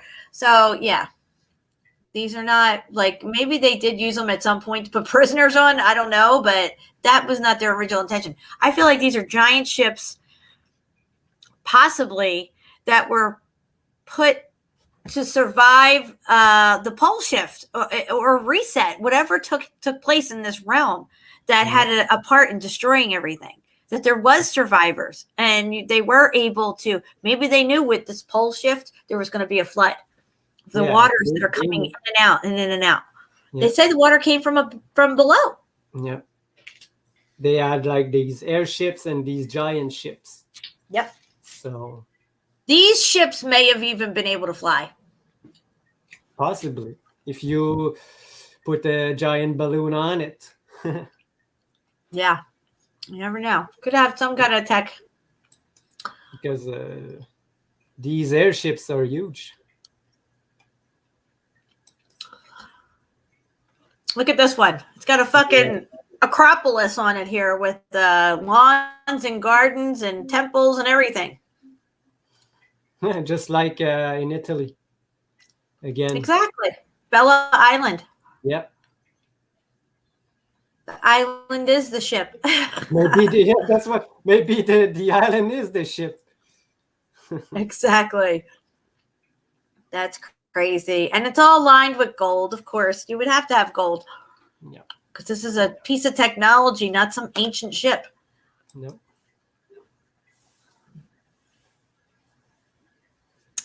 Okay, so this is another one of the maybe Japanese. I think this one is. Yes. Yep. They say these are warships. Are you kidding me? Yeah, Japan is so big that they need to fight each other. And they make these massive ships, right? They want us to think that these are warships, but maybe they were actually survival ships from whatever happened with the war. Maybe there were giants that were operating these ships. The story with the Japanese is so fucked up because like we found that the Japanese only in the night like 15 or 1600 the first time we saw them. So right, the story is so wrong. A lot of hidden stuff there.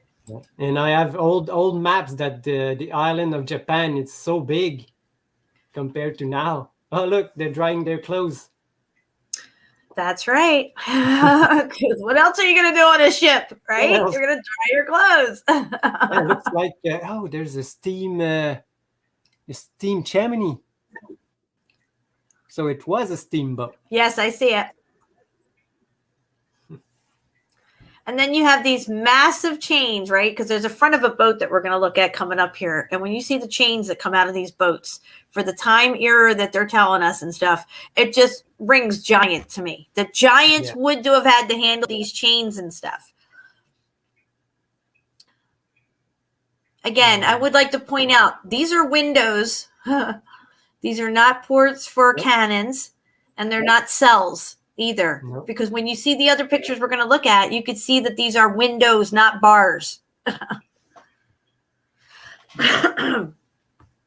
right, let's continue.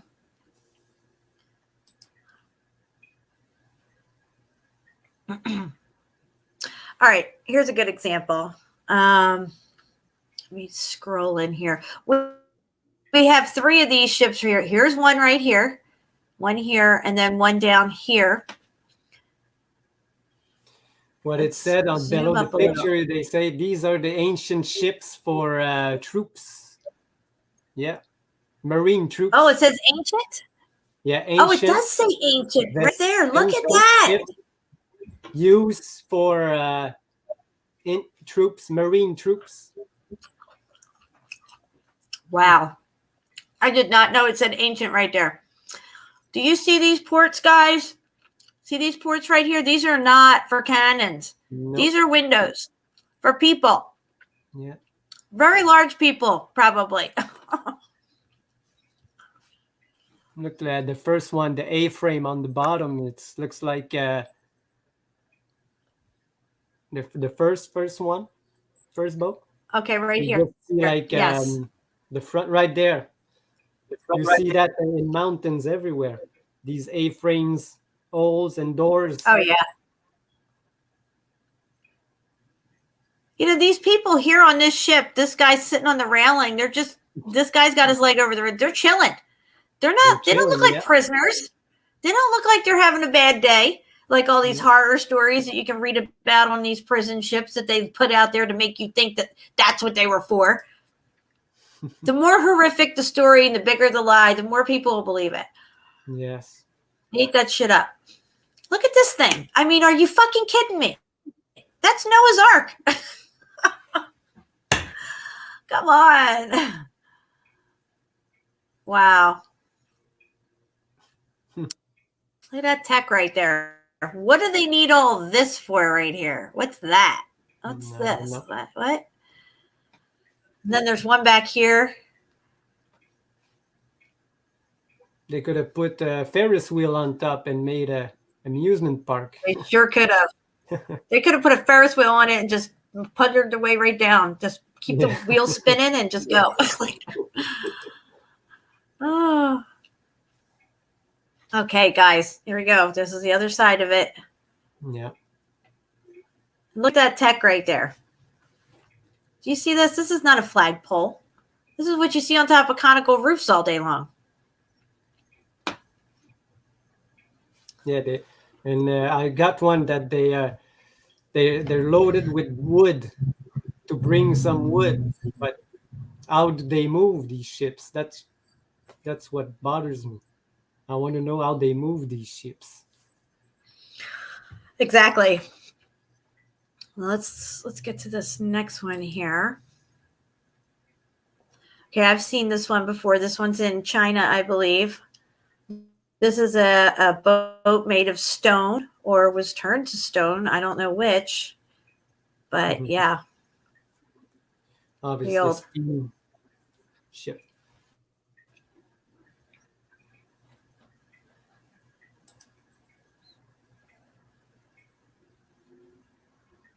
wow, Yeah. just wow. I mean, this thing. This looks like a real picture. I don't know.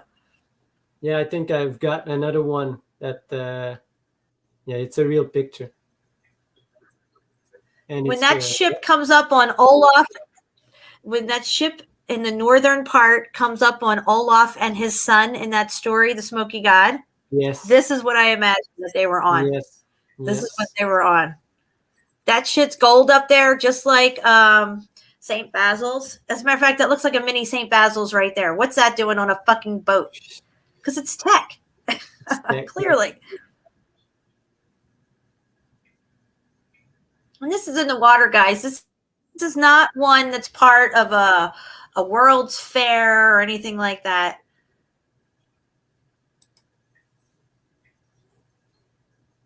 That one again. Go further. Yeah. And this one, I don't know if it's docked or I guess it's docked. It's rough seas right there. That's crazy looking. That's just, Crazy. It's like a 2 football fields. How did they get that thing in the water? What the? I don't know. All right, what's Yeah, going on here? All right, let's talk about this. What's going on here? Yeah. This one's on a platform, but you know. Yeah, and it has the domes and the columns like we saw on that other one. It's got an obelisk with its tech on top.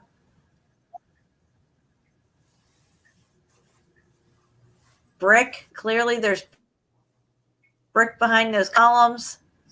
Holy crap. Really just cleared up now. It looks good. Yeah. Wow. Temples. Can you read any of this stuff? Look at that. It's temp. I can't. No, it's. I think it's Greek. I don't know any Greek. Really cool. All right, now this next one's one of my favorite ones. I got to change over to the next one here. It's kind of lagging on me. There it is. Boom, baby. Yeah. I mean, you remember the building in Indonesia or wherever where the tech turned on top of it? And that symphony was playing? It looks like that building, except it's on a boat. I think it's in the same city. It's in Myanmar. I would not be surprised. Oh, look at that beautiful tech right there. Look at that. And they say it's a restaurant now. It's in Myanmar? Yeah. It's all gold.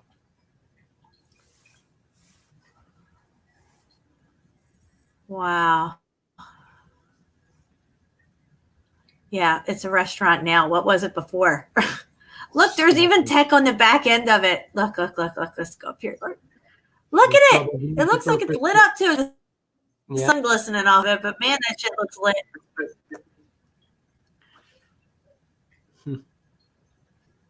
Dude, this place before must have been so insane. Could you imagine seeing this kind of shit rolling around?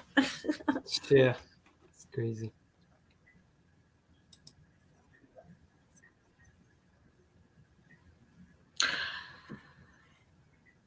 So since there's no giants around anymore, you don't need the giant ships. I think that this is what they did with these boats. They turned them into these supposed prison ships, they'd like to tell us, or whatever, or at least gave us that historical narrative for it as an excuse of why they're even around and why they have been documented in any kind of way.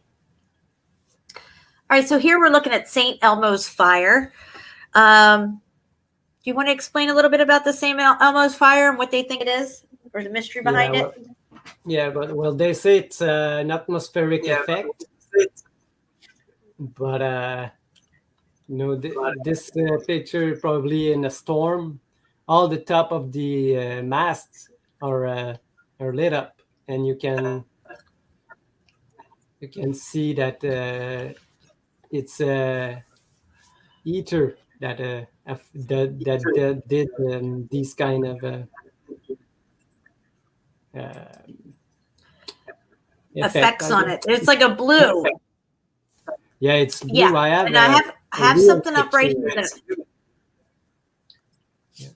Yeah. I have this site. Can you see this? Okay. Yep. So what we're looking at here on the top of these ships was most likely some type of metal at the end of them, covering the wood at the top of the mast. Yeah.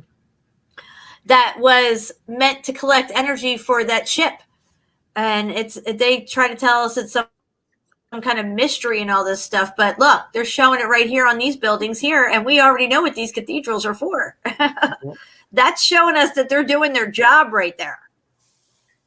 And I think this is what we're seeing over here on these ships as well, that the ends of the masts have probably had some type of bronze or copper over top of them. Yeah. At the very end. And that when they're moving through, and maybe when it is some type of a high surge of energy in that area, they're going to get, I don't know what happened here. Why did we go back to the first picture? Let me see if I can start these over again on the back end here. Let's see what happened. I think you went back again in your pictures, all your pictures. Like it happens, maybe. Here we go. We're here. We're good. I got it.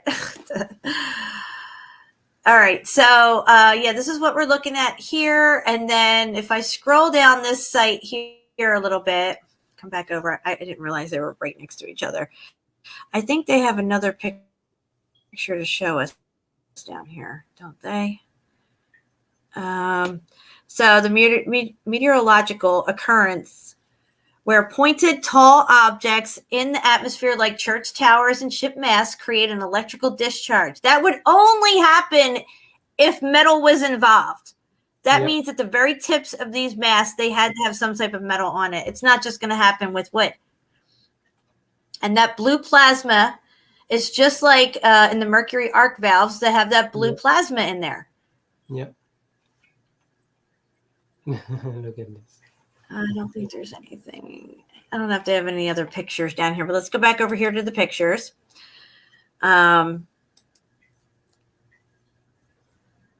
So let's see here. And of course, they're going to give a narrative for the excuse of this type of stuff. It was documented in different places and that they maybe couldn't scrub and have to put a narrative to it. Yeah. Well, let's say it's this, but we'll leave out the part where there's actually tech on the end of these things. Look at this thing. Just the name of it. Just the name of the effect. They gave it to a saint. Because it was holy.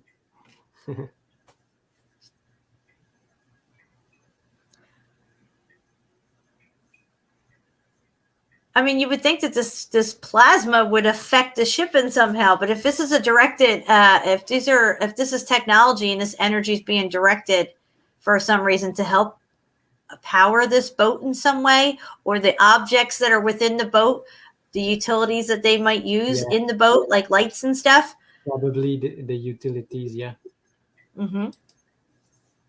I mean, if you think about travel on a boat and what they tell us it must have been like in the 1700s, they didn't have any, like, it was very rough and rustic, okay? No provision. They had provisions, but it was very, not easy to get by on long journeys. Well, if you have all your provisions and all this electricity that's running all your stuff, it could be a pretty easy trip if you think of it. Having a real fire on a moving boat that's swaying, it's really dangerous. Exactly. It doesn't make any sense at all. Yeah. Now, here is another example of this supposed St. Elmo's fire, but we know this is the tech on top of this building, this cathedral right here, that's collecting the energy, and it's being driven down through the conical roof. It's set up just like a pagoda, just like a Tesla tower. Yep.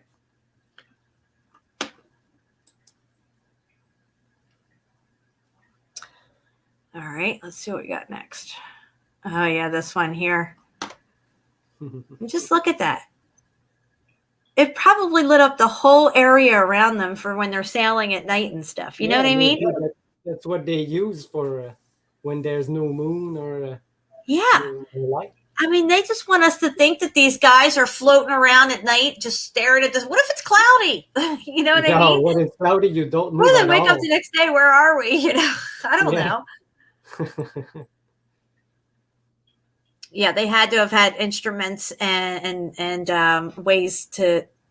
If they could do what they did with their buildings, their ships had shit too.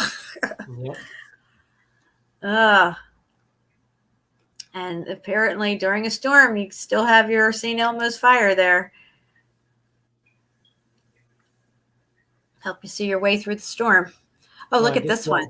Yeah. Can see it. Wow. I don't think it. And the planes, did you ever see the one that forms in front of planes when they fly? You can search a. Hold on. No, I haven't seen that effect. You'll have to bring something up on that if you can find it. That would be great. Yes, I think I've seen a Are you couple still there? of videos. Yeah. All right, cool. No, there was just a little glitch. I thought I might have lost you there for a second, but we're good. I thought I lost you. All right, let's see what else we got here. Okay, here's another one with the St. Elmo's fire up top. You can see that it's on some type of technology here. It's not just shooting off of the top of this thing. It's like shooting out of it almost. Very interesting.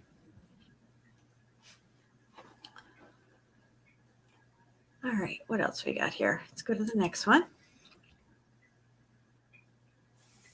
Oh, yeah, okay, we just saw this one. Okay, so guys, we've been looking at these ships. Now we're going to take a look at Noah's Ark. Okay, because Noah's Ark looks just like these ships that we've been looking at. And like I was saying before, there seems to be a story of Noah's Ark. Every culture around the world seems to have one of these Ark stories. But yet they tell us there was only one Ark. Was there only one Ark, or were there many Arks? And were these Arks moving people and animals around to different locations? Were they really used for war? Well, I don't buy their bullshit stories. So if it wasn't for war, it had to be for saving lives, not killing lives. You see what I'm saying?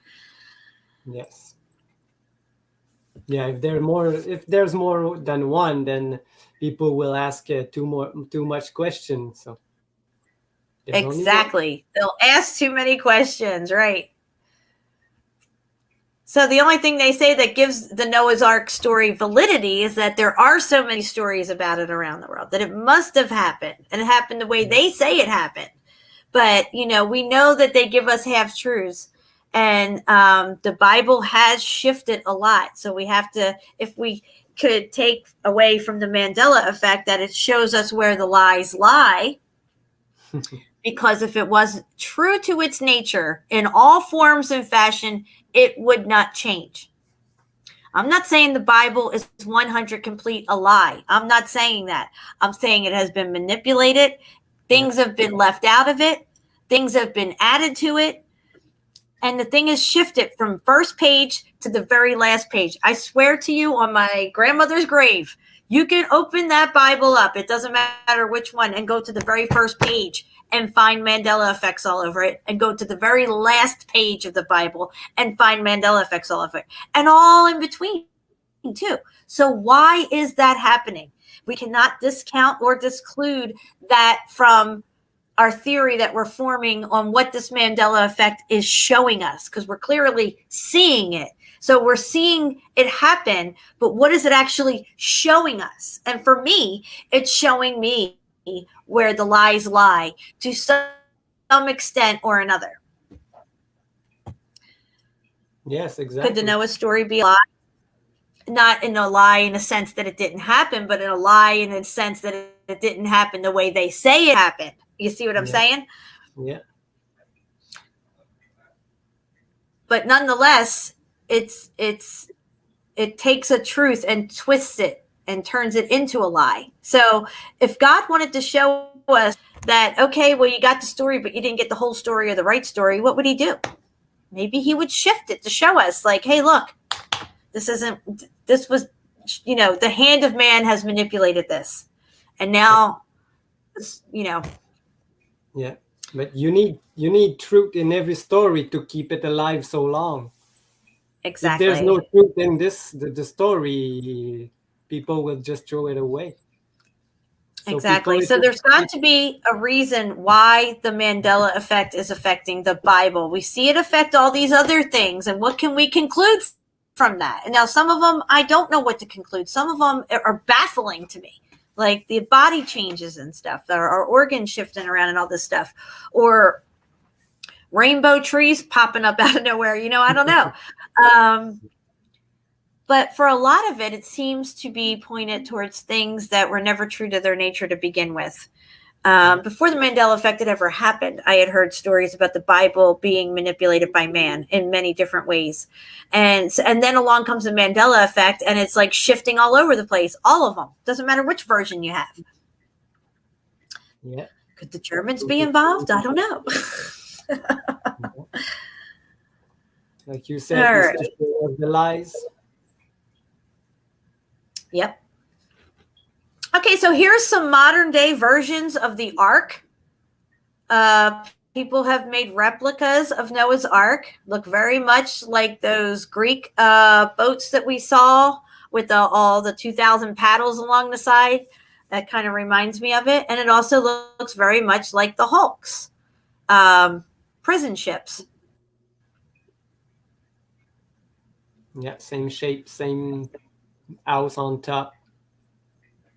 Yeah. So, I'm not saying, these are exactly the same. I'm just connecting some dots here and I'm being as honest as I could be to the instincts that I have. And I've honed my instincts and discernment over these last 5 years immensely. So when I get an intuitive feeling, as soon as I see something, when I'm on a topic, instantly, I thought Noah's Ark when I started seeing these Hulk ships and stuff. Because, I'll be damned if that's not the way they look. They even got the cover over the top of them here and stuff that look like a house roof. Yeah. Well, they had to have the inspiration from somewhere. Mm-hmm. So if nobody have ever seen Noah's Ark, well, they have seen some other kind of ship that is as big. 300 cubits, that's around 500 feet. And these other ships. Now, if Noah's Ark accommodated animals as well, it probably would be this big.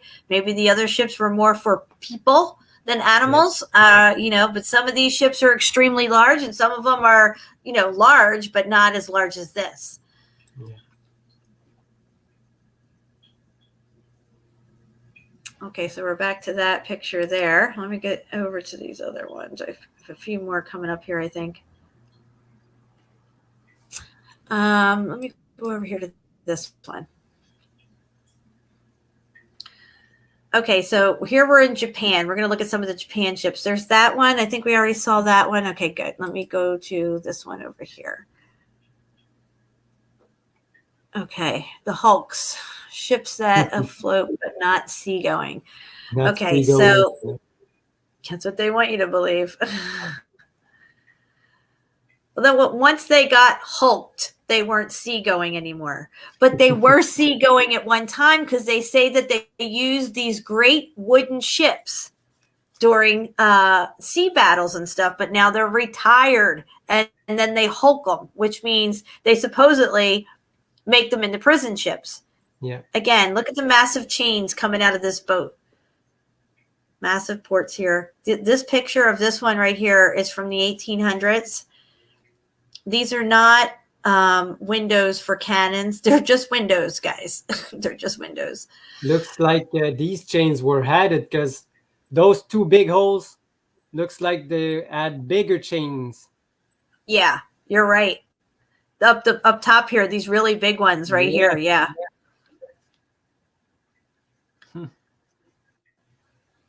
Okay, here's 4 of them in a row. Again, I'd like to point out these are windows. They're not for cannons. They all have roofs on them, just like the Ark that we just looked at, Noah's Ark. And here they are out here as well with their roofs on them. 1848, guys. I feel like these are left over. They're left over after the event took place and people were able to get back onto land. They docked these ships and people got off. Yeah. I even have a picture of people getting off of one of them, not getting on, but getting off. So it's not a prison ship. Let me go over here to this one real quick. You know, again, One that they don't need these big prison ship if they got these thousands of rooms building empty. Yeah, exactly, dude. And guess what? Hold on a second. I forgot I was going to show you there for a second. Okay, so this one here's the USS Vermont Hulk, 1898. Now, it already was supposedly retired and stuff like that, but look at this, guys. First off, this is a really good picture, okay? Really, really good picture. Very clear. I'm surprised how good this picture is for the year it was supposedly taken. I'm just saying. I will come back in 1 minute, Jen. Yes, no problem. Full-on house up here. And I got to say, it kind of looks modern. It's very strange how modern it looks for the time era.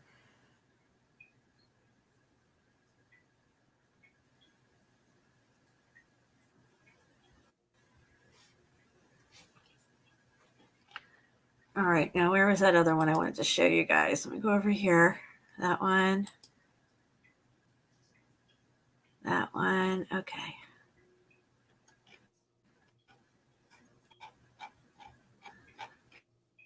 All right, so let me go back over here to my Facebook. I got a picture I got to show you. I can get this stuff to work. How many people we have here now?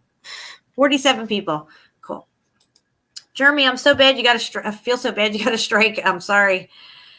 I don't know if you've had any strikes yet or not. If I'm your first one, I feel really bad. All right, let me see if I can get this to go back to my Facebook page here. It's something I wanted to show you guys. All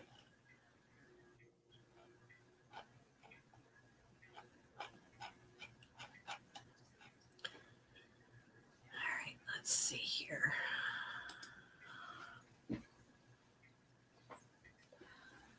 It's iffy if anything's going to work on my end. It really is.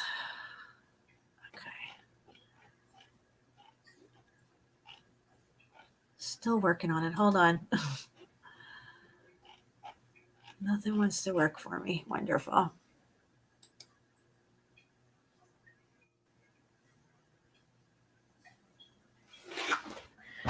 All right, I'll reload. We'll go back over here to this picture while we're waiting for Facebook to reload. I don't know if anything's going to work for me now. Sorry, I'm back. What? You have a problem? All Yeah. Yeah, I was trying to get my Facebook to load because I have a picture that I was looking at earlier that I wanted us to look at. But I don't know if I'll get my stuff to work. This one picture I had. Well, I can show something We'd have to just. while you search. Yeah, why don't you come up with the screen share, and then I'll come back and get my stuff ready on the back end because I got to close out some tabs in order for my stuff to work. Okay.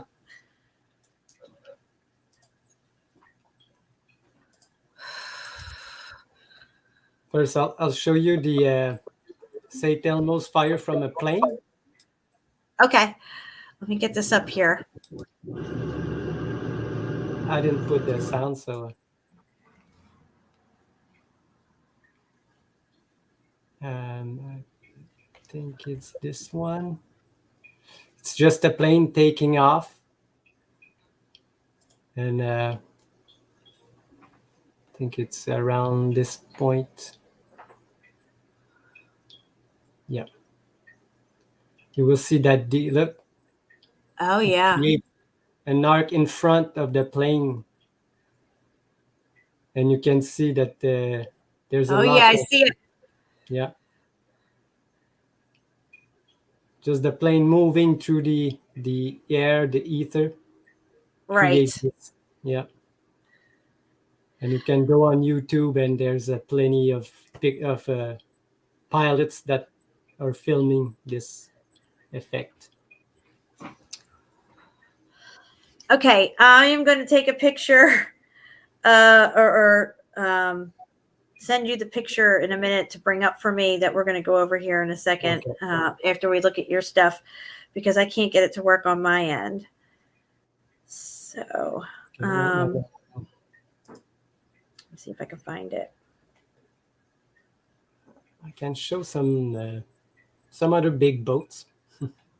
Yeah, absolutely. You might even have this picture in there. It's that's what you wanted to show?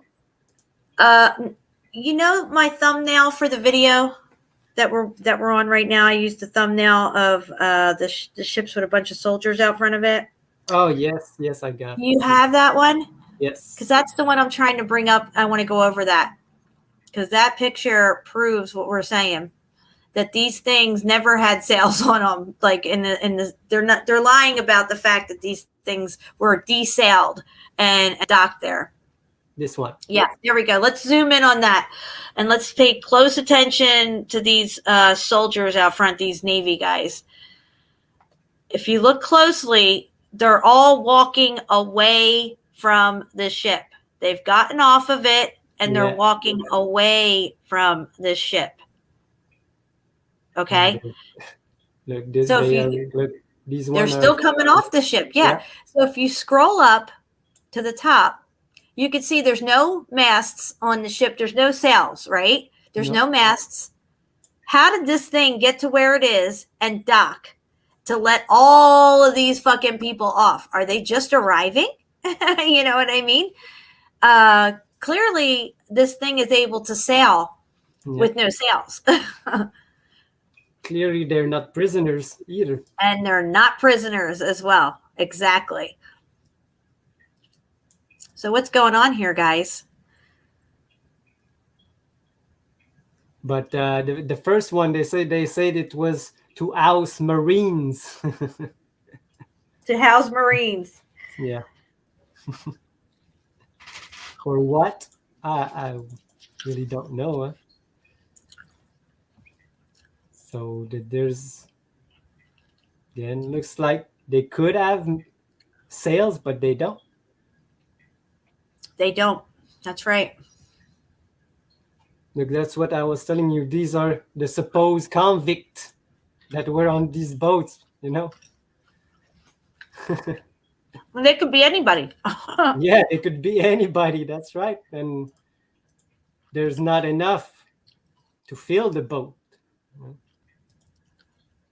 Yeah, which one I wanted to show you? First off, why would they all be on that boat if it's sitting there doing nothing? You know what I mean?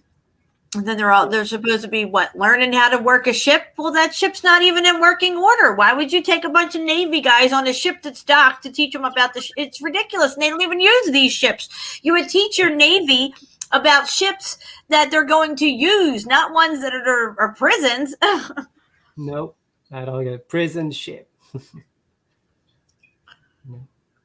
Yeah, that one looks like an ark a lot. Yeah, and they're drying their clothes again.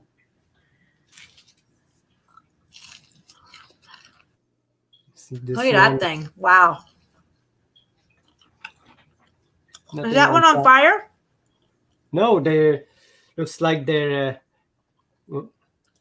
making it. Huh. And then you got to ask yourself, how did they launch these massive boats and stuff in 17, whatever the freak? No idea. Look like the one you showed, this one. Oh, yeah. But it's too different. So Can they you have zoom in to- on that one? Yes. I can zoom. Oh, wow. Look at that. Yeah. I mean, there's a whole temple city up there and stuff. Yeah. And this one, like the one you showed.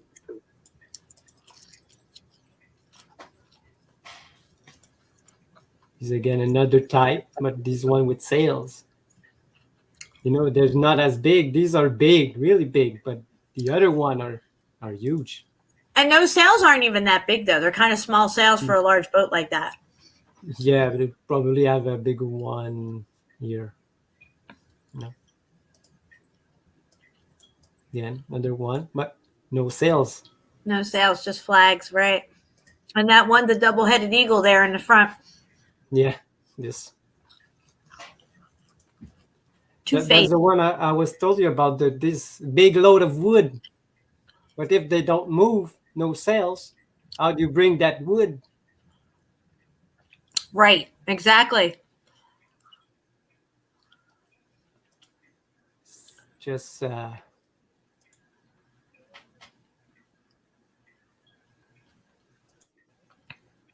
you can see on top of this one, their houses. Oh, yeah. Yeah, that's that one that we saw earlier, I think, that in China Yeah, or something. this one Yeah. or this one. Yeah. Yeah. But the top of it, it's just a platform. It's like a small city.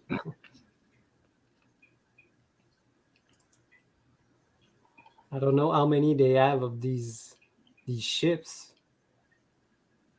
It's just crazy. Look at this thing. Come on, guys. What? That's not a prison ship. What'd No, they use that's that this thing one. for? Beat me? I don't know. Look, this Wow. one. Kind of mix of the two. I never saw that one before. Zoom in on that one. It's the mix of the Greek one that and one the looks Russian one. Right. Yeah, that's really cool looking. And again, how do they move? I That's a think good they were question. pulled by a motorboat. They're barges. Yeah. Another one of this. No sails. No sails. These one have sails, but But wouldn't that be great? Now, look, they say Noah's Ark was on Mount Ararat, is where it wound up at after the flood, right? yeah. But what if these things were able to just get to where they had to go and unloaded people in different locations, and then boom, they just don't need the things anymore. They're too big and too whatever. They have no practical purpose in the everyday life of seafaring stuff. It was meant to take people to where a massive amount of people to get to where they had to go. Look at this thing. That's probably what they did with them, because there's not so many left. I think there's only one in the US, and they turn it into a restaurant like this one. A restaurant with some awesome tech on top. Yeah. That's like a pontoon boat. Yeah, exactly. Yeah, but yeah, exactly in the same type. So that's a real boat. Look how big it is. Wow. Wow. And ornate. My gosh. Yeah. Do you know how much wood you need? And how much rope? And how much? You need a whole forest. And all this is covered with pine oil. Yeah, Pine tar. to water seal it. Yeah. Yeah. And the ropes too are made with it. It's just crazy the amount of work it needs to be done on these boats. And they said they had armadas, and an armada means 1,000. So Yeah, they would have had to have. Oh, look at this! Come on, talk about a houseboat right here, and it's got tech on top. Yeah, this is a house that they moved. That's what we do today, you know. And what did they use to plop this house down on this barge? How did that happen? Now we get to see this end result of it already sitting here. And what's this pole sticking out of the top of it? Yeah, another old house, old tech house. It's crazy. And this one, I think this That is incredible.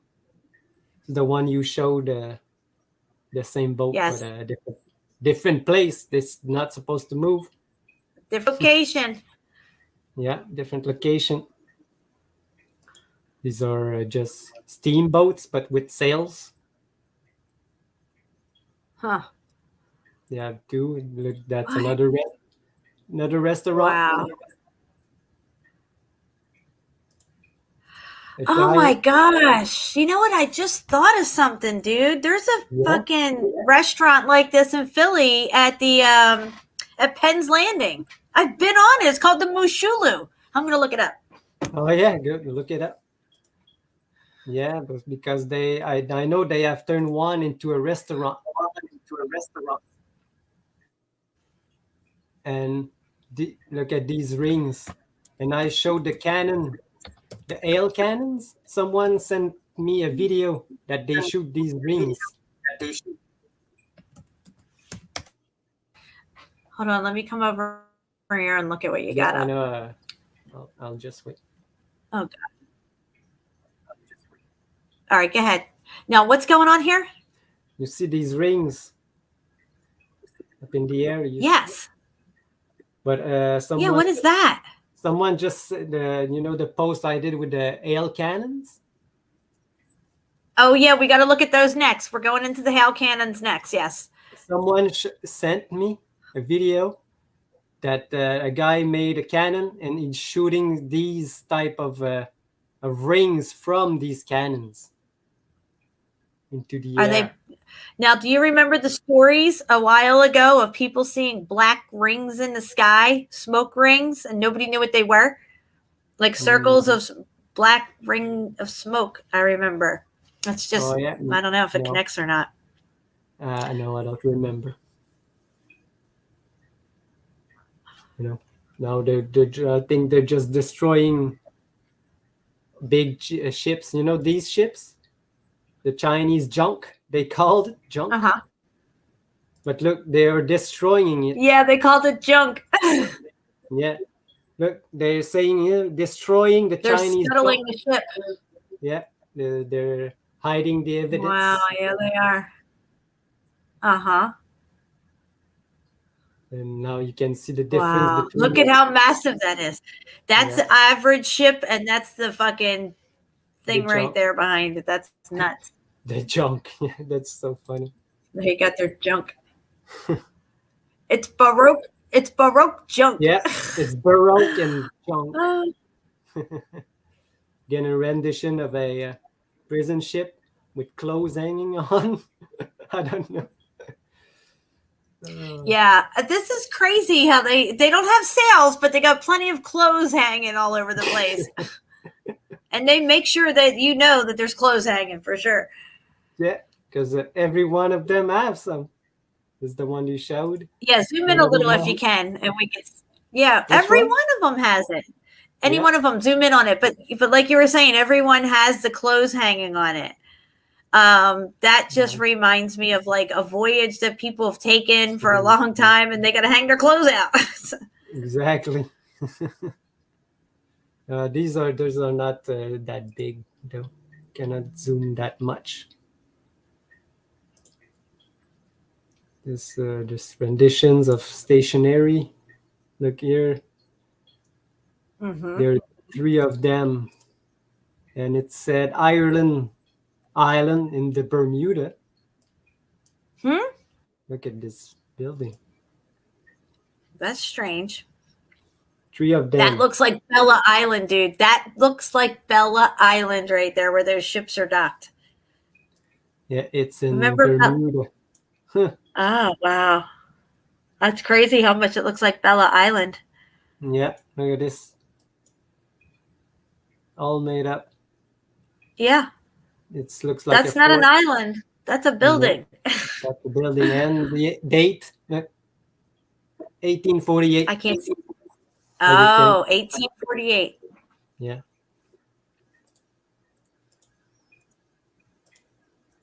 That's a modern. Wow, look how long that thing is. That now this one here. Okay, so stay on this picture for a second. This looks a lot like the Mushulu boat. That's a restaurant now in Philly. It's a long one like this and kind of low, and it looks just like that. Yeah. Did you find it? Yeah, I have it. Now this one here is interesting. If you go back to that one there, they're launching one of these. It looks like they're launching it. And look at the technology. This is like 17 something, whatever, these things are being depicted. I mean, that looks like a pretty modern building there and stuff. Yeah, the date here, it's 1839. 1839. So late 1700s, early 1800s. There's no sales. So how they're just gonna let it there in front of the hangar? And then somebody's going to jump on board and stick the sails up. Yeah. They're already on there, like ready to go. Let's get these sails up, guys. Yeah. This is the one that you just showed. Yeah, that's crazy. This one. And that one there, that really reminds me of Noah's Ark right there. All closed up. Yep. With And that skylight. makes sense. Look, if there was 40 days and nights of rain, you're going to have a fucking cover on your ship. You know what I'm saying? And they all have it. They all have it. Noah's Ark has it. They all have the fucking roof. Yeah. Yeah. Here. 2 of them. Yep. Now let's zoom in on that one. Is that all clothes hanging on it in between those 2 poles? Is that supposed to be all clothes? It's like flags or something. I don't think they're closed. Some type of material. Yeah. But this one does. Yes, it does. I mean, that's nuts. Look at it. That's Noah's Ark all day long. Just put a giraffe out there on one of them ends and you'll have Noah's Ark. Yeah. They put the Tina on the goddess of war. Of course, right? Well, that's what they tell us the goddess of war is. It could be something completely different. Look, the porthole that I was saying. These are chains. Not the small one. Uh-huh. Yeah. Yeah, and they're gonna show you, look, how miserable they were inside of these ships. The convicts going into these ships. But it's all the depictions. And when you see the real pictures, you don't see any of this. That one picture you had, it was a rendition where there was like 12 of them lined up, remember? Yes. Like, what do you need 12 of these things for? You know, why don't you just burn them and get rid of them in the water or whatever? Why were they, you know? This one has a lot of them. I think they needed them. They needed them to move people around, to take people to different locations and start populating other areas. Maybe they used these things during the reset. They knew the waters were going to rise. Everything would be covered over. Maybe, you know, I don't know. Seems like they were pretty prepared. The Jersey prison ship, this one. Mm-hmm. Look at the year. 1782, this one. Yes, 1782. That were from the late 1700s. Yep. And that's putting it right around the reset, guys. These are reset Yep. ships. These are Which one? Where is it? Oh, this one. yes, this one. I mean, there's a whole armada there. Fucking Noah's Arks with cities on them, for Christ's sake. Look at all these buildings. Can you zoom in on this? Because that one ship going in between the line of ships is a large ship right there, that white one. That one. That's a Yes. large ship right there. And then look at the size of these motherfuckers. Yep. That's some next level shipping right there. Looks like they're ready to be shipped. Exactly, dude. They look like they're heading out, not heading in. Yeah.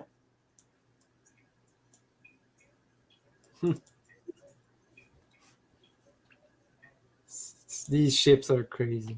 You're right, melted reality. If it's they say it's the goddess of war, just what's the opposite of that? Whatever they tell you it is, it's the complete and utter polar opposite. This one here is my favorite. This one here for me is like Noah's Ark all day long, for sure. And this one, I think it looks like Poseidon. So Yeah, can we Not a- zoom in on this one? I'm going to try and zoom in on it. yeah, Look the at it, just picture is look at it. blurry. That's massive, guys. And you can see there's no bars. There are windows. Yep, they're all windows all the way through. These were prison ships. They would not have fucking little. I'd go right out that window, jump in the water, and swim to shore. Come on. Yeah. Yeah. And they say people were sick and they had trouble with prisoners dying everywhere. That's the story. Yeah, so why would you even want to, have some kind of nasty ass prison ship sitting there with all this disease and rats and stuff? But see, the more horrific they make it sound, the more people buy the lie. Why would they say that if it wasn't true? Look at what's happening today. Yep, there they are. Look at this. And they all have their thing to get on and off the ship there, just like you would for Noah's Ark, When you see the pictures of Noah's Ark, he's got a ramp leading up to it to load all his shit on. Yep. Other one here. Wow. And not this one. Another. Oh, this one here. Let's zoom in on this. This one reminds me, if you ever seen the movie Waterworld, where they're all on that tanker, they live on that Exxon Valdez tanker in Waterworld. This looks like that fucking tanker. And this is like some fucking late 17, early 1800 stuff. Yeah. That's probably like a steam chimney. Again. Mm-hmm.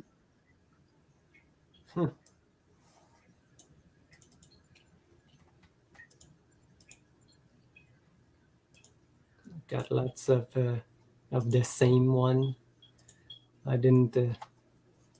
So What they say?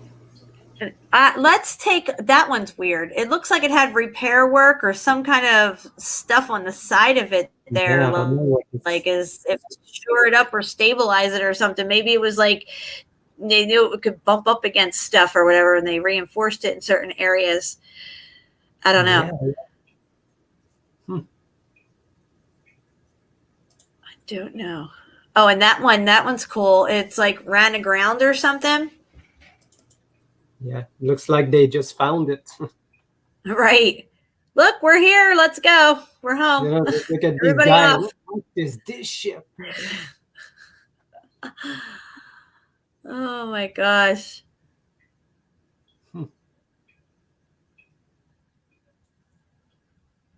Probably was in water, and the water has receded. Exactly, dude. Yeah. It just ran aground and stayed there. The Yeah. waters receded. And we seen this one too. Chinese junk. Yeah, that And- thing's fucking massive. So you have a new thing that you came upon. Was it today? You were talking about these cannons. I've never even heard of these things before.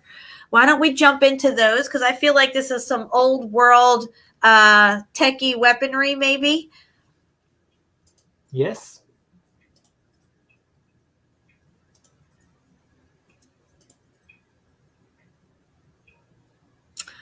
I have I'll go on Facebook.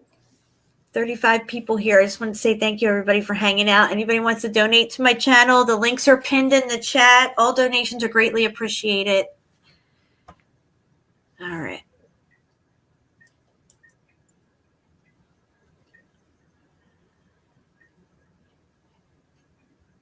These hail cannons. All right. So, yeah, explain what we got going on here with these things. Because I think I've seen these before in etchings of Giovanni Battista, and I couldn't figure out what the hell they were. Yeah, they say these cannons are used to repel hailstorms to What? not destroy the crops. But if Really? you can see, there's no crops around, you know. Why? And apparently, whatever it did must have worked, because why would they make so many of them if it doesn't work in its Yeah. functionality? You wouldn't make more of them. Whether it's for that or not, I don't know. But clearly, there's a lot of them. Yeah, it's an exposition for them, you know. That's crazy. That's- So they're trying to say if you shoot something at the storm or a frequency or something, Yeah, that's a modern one. huh? And I will show you a guy that made it. The guy, one of the subscribers sent me a video. It's a news footage, and they That's thought the one. That's the one I saw right there, and I could not figure out what the fuck this was. But I was like, "Holy crap! Look at Yeah. this shit." these are not hail cannons. They're not hail cannons. No, No. Military. they're some kind of can- frequency cannons. They look Yeah. like sound cannons. These are sound cannons for sure, Yeah, all day long. because they say, some say, oh, they were for the early radar. They hear. No, I have some pictures of these, and these are not the same at all. These are for frequency. Right. Yeah. Look at, we Whether- just saw that lady. We just saw that lady singing into that horn and made that water shoot up hundreds of feet with Yeah. just a frequency of her voice. Imagine what this thing can do. Yeah. Look, this one. They're not shooting at hail at all. They're like destroying things. They're like shooting at. This reminds me of the fasci, because they there was a guy I watched a while ago who made his own fasci and he was able to shoot shit with it and blow shit up with it. Here, well, we'll see the first video that the guy just testing a vortex cannon that Uh-huh. he made. We don't have the sound because we don't need. Look, it's the same technology. Uh-huh.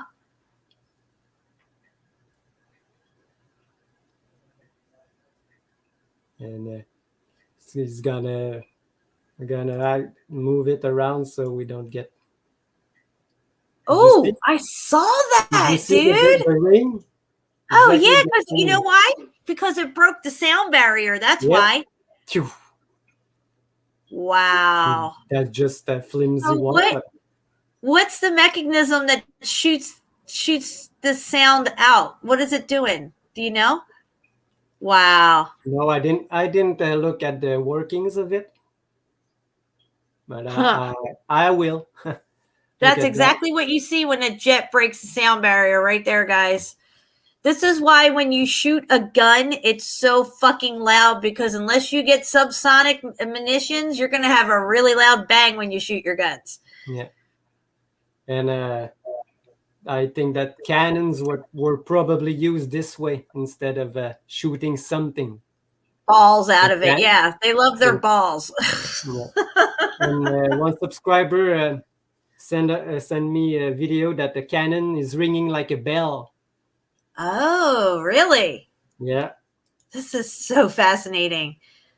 This is Right. all pre-X Factor technology, guys. This is probably the type of stuff that they used in their wars. Now, we have sound cannons today that they use. They used them in the Iraq War. They're more than willing to use them on us because they've supplied all of our police departments with these sound cannons after the Iraq War was over. They just sold all this stuff right back to us. Where did I see it? I thought it was here. It's okay. Take your time. I see Juan Torres is here. He's a little late. You're going to have to rewind. You missed a lot of stuff. We've been on for quite some time, 3 hours now.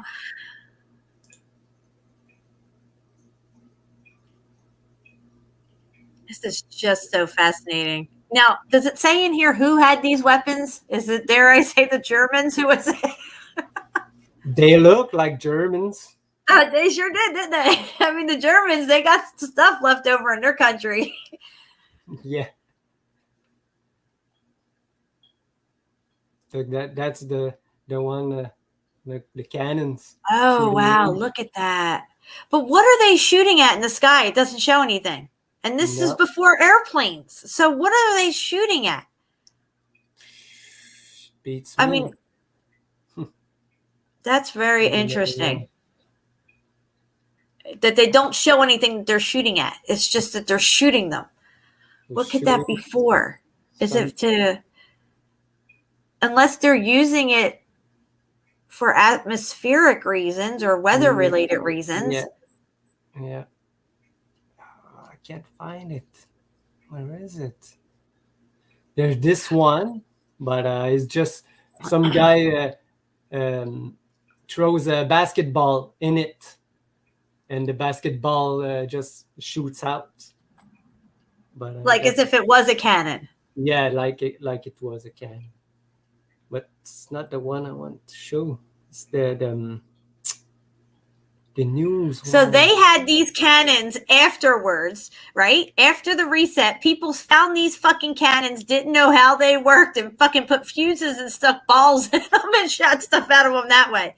That would be like somebody who's never seen a car before coming up and starting a campfire inside the car because they think the car is some type of shelter or something. You know what I mean? Yeah. And then burning the car down. Where did it? I mean, there's got to be something up there for them to shoot at if they're pointing them up. Yeah, they're pointing at the sky, so I don't know what they could be shooting at. Disperse the no. I can't think of anything right now.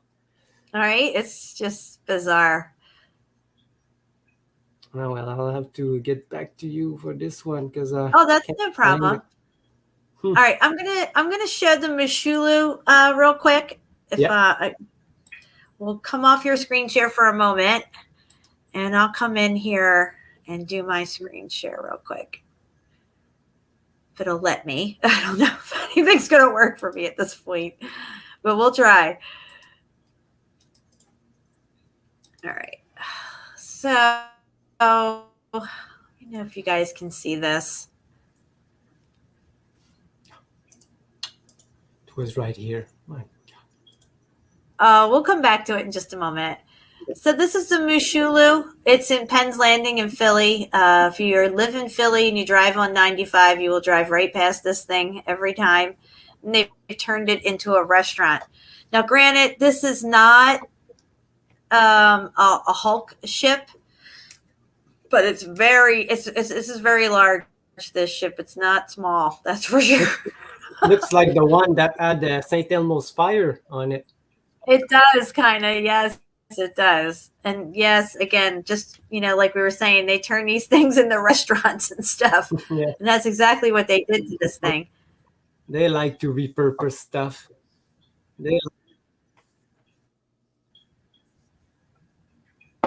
Yeah, I've been on this ship before. Long, long time ago in a galaxy far, far away that doesn't exist. Anyway, yeah, it's got supposedly all its original decking and everything like that. And then they have weddings here and stuff. Yeah, it's called the Moshulu. And what Moshulu Flipper means? ship. I don't know what Moshulu means. Do you? No. I never looked it up. No. Somebody can look it up. There it is there. If you want to spell it. Wow. Again, these windows I think were here. I don't Wow. think they were ever meant for cannons. I just think these are windows. Like, they want you to think, oh, look at the faces on these chairs. That's creepy. It looks like that face in that thing that's above the center of the earth. It's On the the map. moon. That weird face. Yeah, a Moshulu is a type of Oh, type of chip. Okay, well, that's what it is, a Moshulu. Yeah. All right, so back to your screen share. I'm going to come off Yeah. here. I wanted to get The meaning of Moshulu Yes. means smooth stones.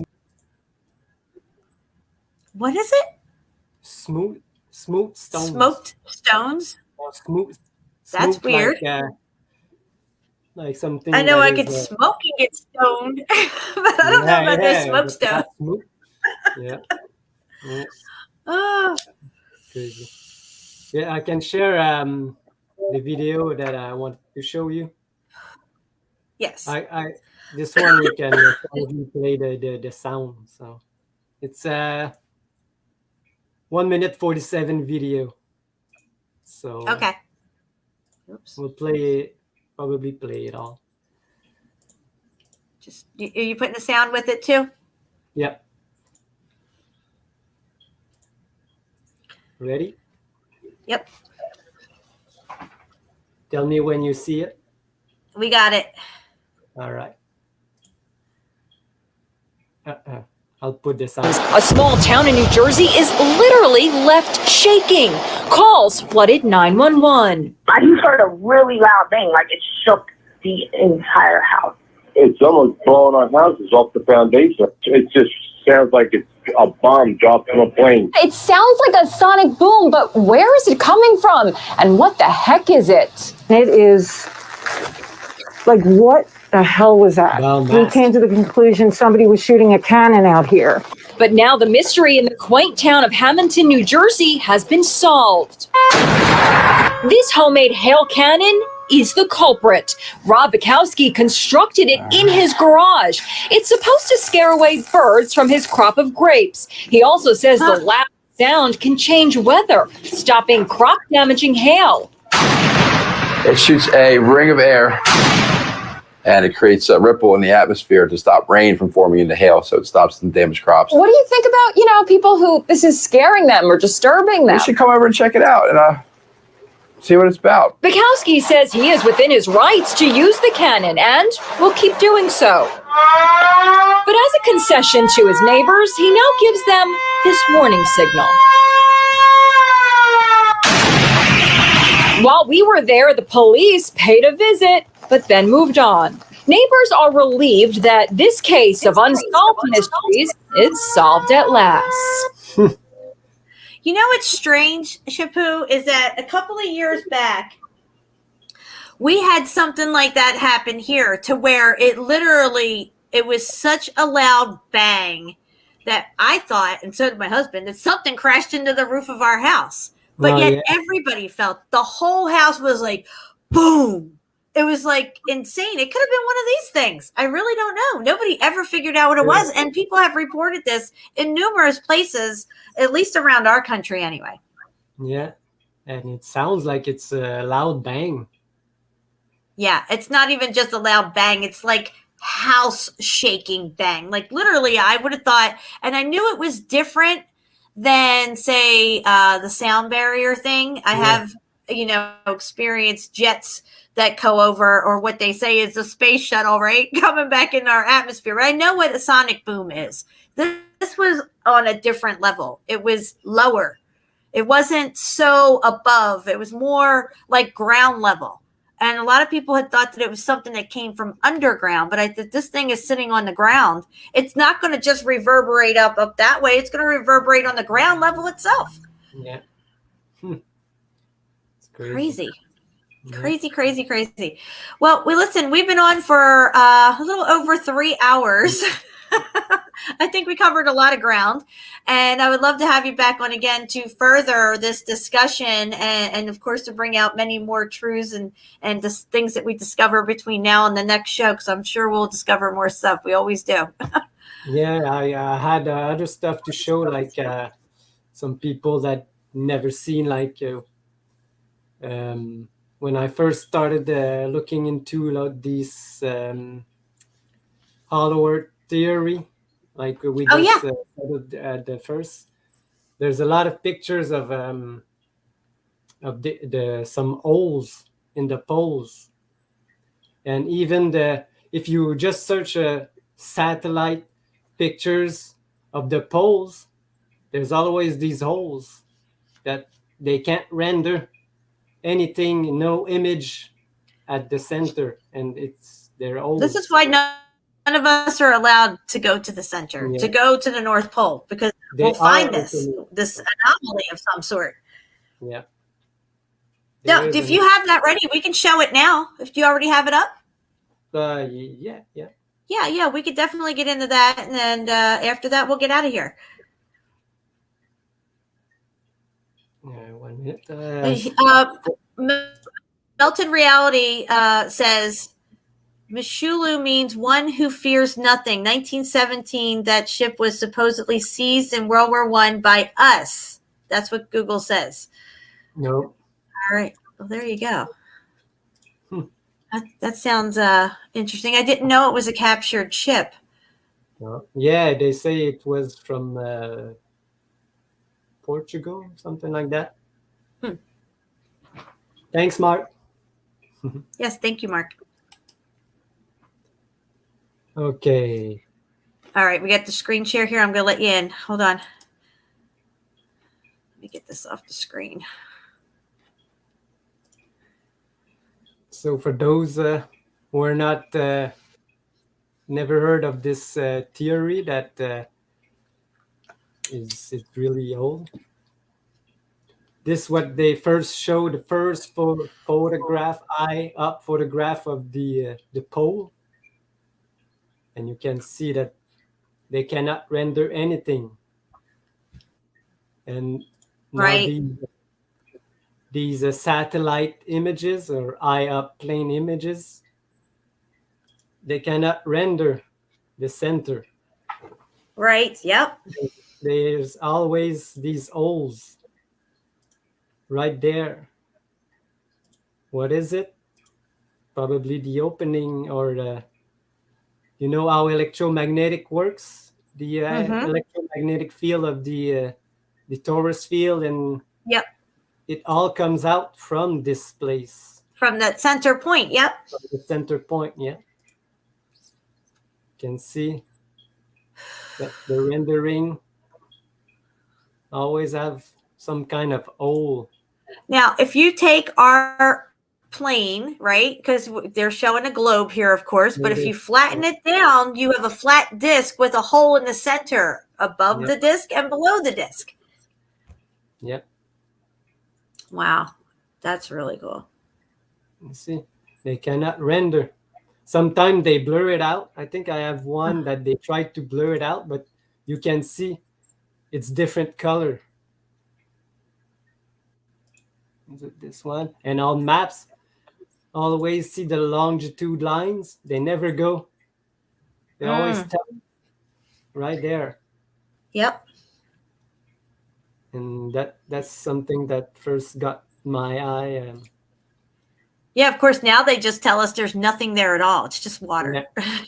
You see, they show you the current, but look, they cannot render the middle part. Uh-huh. Because there probably is nothing. Wow. It's an opening, but these are, look, they always show that the ball and the satellite, and that's what they supposedly show. But Right, yeah. if it's true or not, that's for people to. Yeah, but you see how they try to hold on to their ball Earth? There's like, oh yeah, okay, it's a ball. There's openings, but it's still on a ball though. You know? Yeah, it's always on a ball. And this is like the Indian representation, because and you know the book, the new book that I show, the Queen of Advadbar. Look, it's a place inside, like Shambhala, and oh right, it's called Advatabar. It's another. See again. But it's been around for quite some time. These, this, it's the 1800s. It was made in 18 something. Just taught for people to look at and go study. Look, 1878. They all were were already talking about it. Oh yeah. And they even made monuments, you know, for the guy theory. And the guy. I just wanted to say thank you real quick to Isabella. I just saw that other ship that you were saying, Captain John's ship here, that they turned into a restaurant as well. Thank you. Another one. Yeah, it's not quite as big as what we're looking at, but it's just another example of these ships that they dock and turn into restaurants and decommission. You know, and to further make it true, that the guy just signed his life to declare that the earth is hollow and habitable within. You know. This, I gotcha. Like a proclamation. John Cleves Smimes is the first one that bring this theory to the world. Oh, that's so weird, because that ship that's docked as a restaurant is called Captain John's. What? Yeah, Captain John's. Oh, yeah. That's and the Dawn Man. I think that's what I wanted to show people that never heard of this theory. You know, even on the old maps, they can't render anything. You see the middle, Groenland, America, Tartaria, and the swirl. Yeah. And, wow. That's the original. What the first people thought what it was made from. Like they showed the flying saucers coming out. Just crazy. And the Nazis, that proves that they were inside. Right. Yeah. Well, that's what I wanted to show. Wow. You know what? I wanted to show on here too. If I can get it to come up on my end. Let me see if I can find it here. I wanted to look at America real quick on this map. If I can get the section that shows America up here, where there's all these cities and stuff. I have to scroll down through here. Okay, so this is 15. When's this map from again? 1585. And here's part of America right here. Let me go into a screen share. 1585. And Columbus discovered America supposedly in 1492, right? Now that's just discovered it. That doesn't mean he clear-cutted any trees and built any towns, right? Yep. So this is Florida and Cuba right here. So let's see what we see here. Over here along the Gulf, coming up through what looks like Texas. Texas already has a shit ton of cities in it. Oh, yeah. All these red dots are cities, and they look like they're pretty built out looking cities. Yeah. All along here, along Mississippi, Louisiana. Not so much through Alabama and Georgia yet. There's one city over there. Let's see what's up over here. We have a city here. One over here, a pretty big one. Nuremberg, it looks like. Nuremberg or something. There's one up here. Sistal or something. Sissel. Yeah.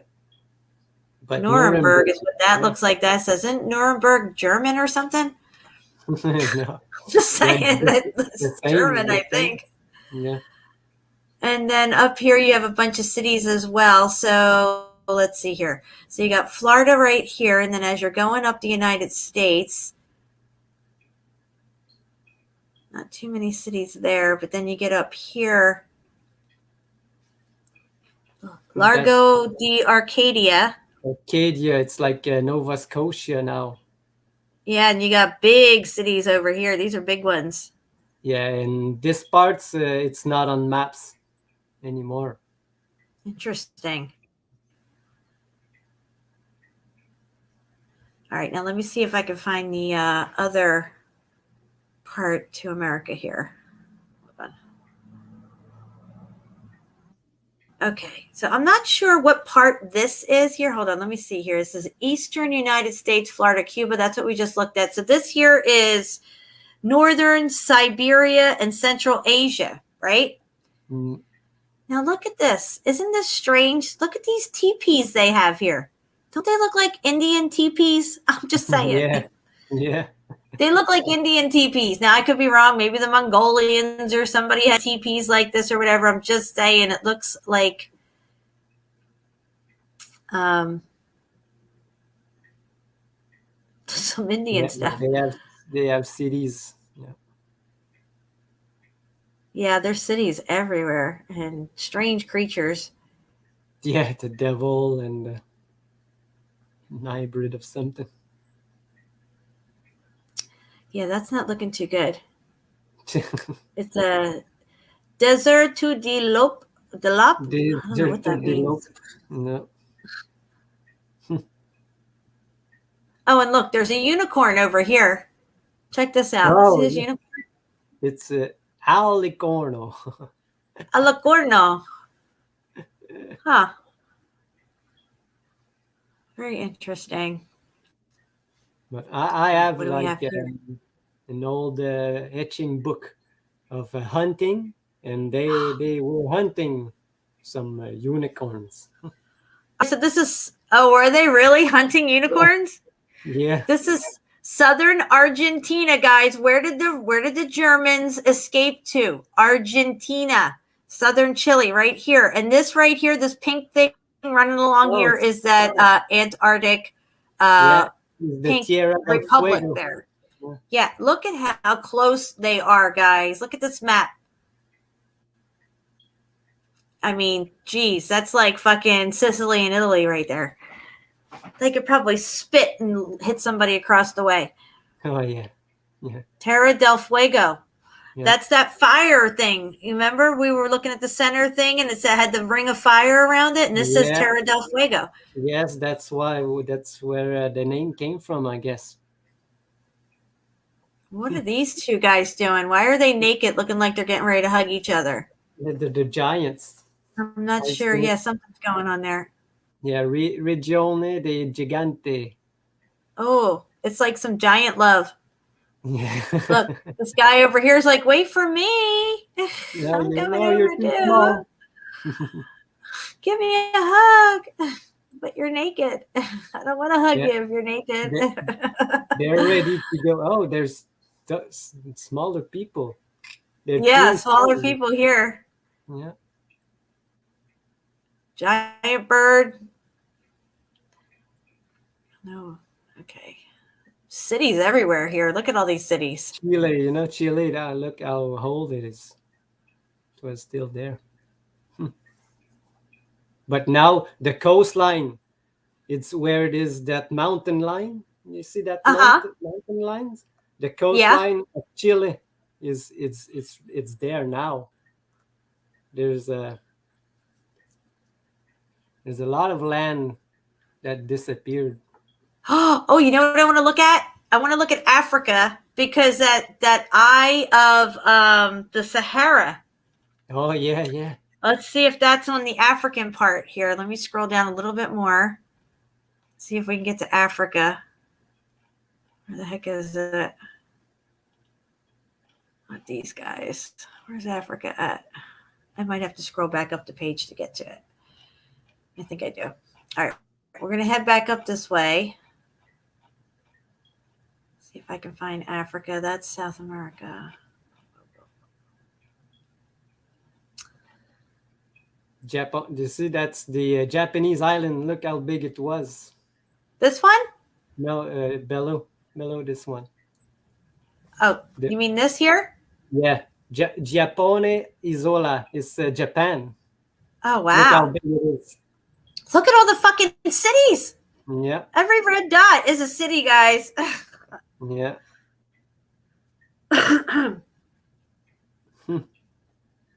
Wow.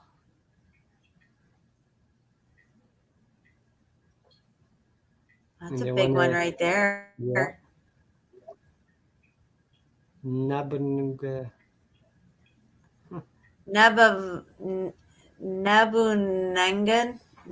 Nabunanga. Wow. We'll have to compare. They even got cities up in these mountains and stuff. They're just everywhere. Look at this. Yeah. I'd say Japan had their shit together.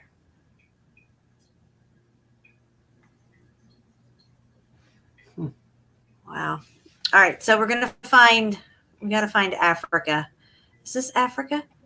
It says Northern Europe. And Central Africa. Central Africa. Want north. It's northwestern side, so we have to go over more, I think. All right, hold on. Let me see here. So this is Africa right here, and this is where it would be if it was on this map, and I can make it out. The eye of the Sahara should be somewhere like maybe right around here. Yeah. Or over this way a little. I think it's close. Close the coast. These look like little lakes here. These circles, they look like water. And here's this river that's running all the way across here that we were talking about on one of my shows. Yeah. With that flat fellow, when we were talking about the eye of the Sahara, we talked about this river that ran completely across Africa. And it was just here, like maybe this blue circle right here is it. Yeah. I got to get a better picture of that. Yeah, you'll have to click on the big one. Yeah, I have to find that one. Let me go back down here a little.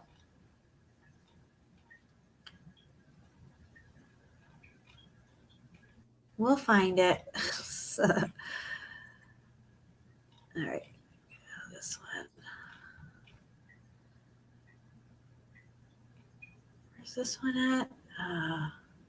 Venezuela. Yeah, South America.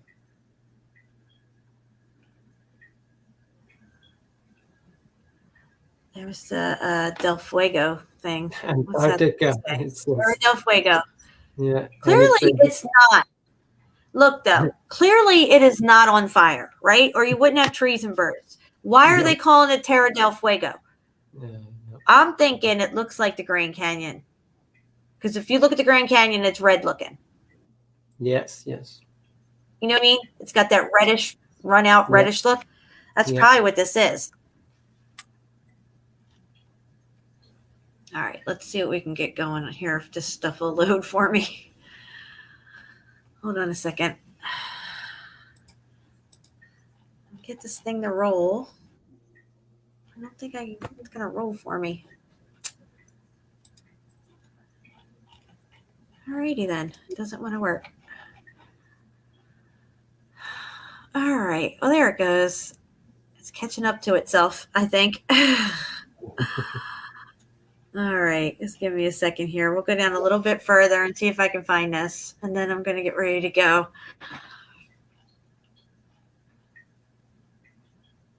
Just so much to look at with this map. I was just so excited when you sent it to me. I was like, yes. All right. Maybe this is it right here, this one, or well, that's California. It might be this one here. What do you think? You think it might be this one for Africa? Maybe. I'm looking. Or this one, maybe. No, this looks like America, Mexico. Yeah, it could be this one. I'm going to click on this one and see what happens.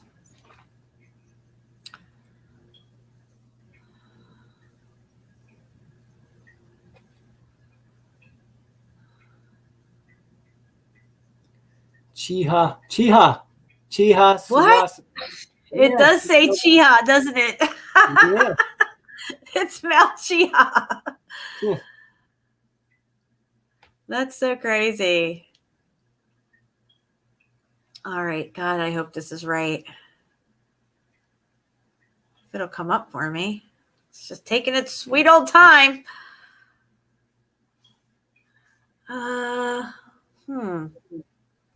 There's a camel, so hold on. Let me go in this. I gotta zoom in, and then I gotta move my mouse around to pull this thing up. Benin. Yes, Benin is in Pantera.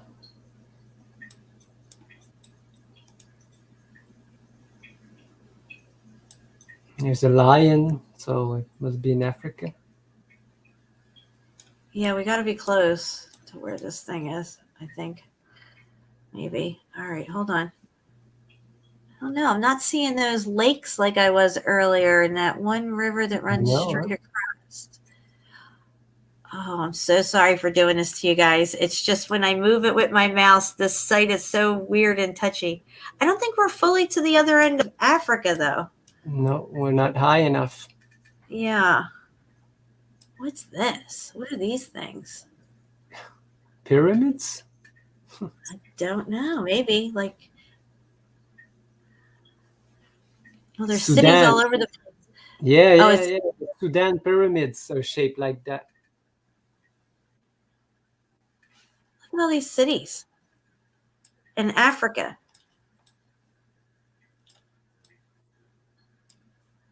Yeah, like 15 acres. the other map with all these castles in Africa. It's crazy. Yeah, Zaire. Yeah, Lago de Zam. It's in Africa, all right. But,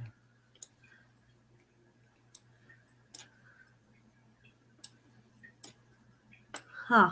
Yeah, they're probably pyramids, like those Nubian ones and stuff. Yeah. like it's like a Sudan, Budan.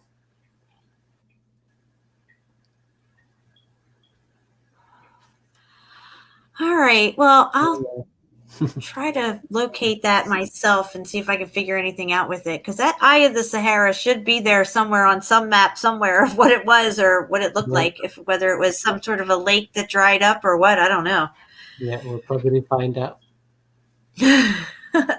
Thank you so much for coming on with me and hanging out so long. I had a great time, and I hope we can do this again soon. Yeah, sure. Thank you for having me. It was a blast again. So fun. Yeah, it was a lot of fun. Instead All right, of guys. just watching you every video, now I can talk to you. So it's yes, absolutely. And I got to say, you're a natural at this. You've been doing really good. We should get a channel set up on your end and get you live streaming as well.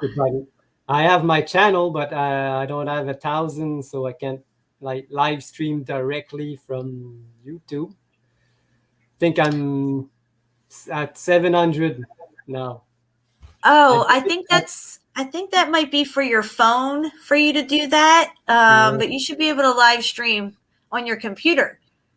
Because at the beginning of the year, I had like 100 subscribers on my YouTube, and now I'm at 7, so it goes pretty well. Well, I'm going to put your link to your channel. You're going to send me the link, and I'm going to make sure it's in the show notes below. So send that to me in the message. So afterwards, I make sure I put it in the show notes, and I'm going to talk to you, message you about StreamYard and how we can get you set up with StreamYard and test out and see if you can live stream now on your channel and get you set up. Because I think you would do really well streaming, and I could be a guest on your show. Yeah, it'd be nice. Yeah, absolutely. I never thought about this, so it's a first for me.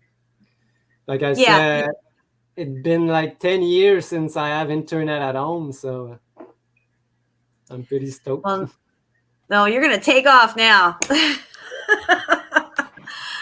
All right, guys. Well, thank you so much. And everybody who stayed and hung out this whole time, if you're coming in late on the back end of things, please rewind. You missed a lot of really good stuff.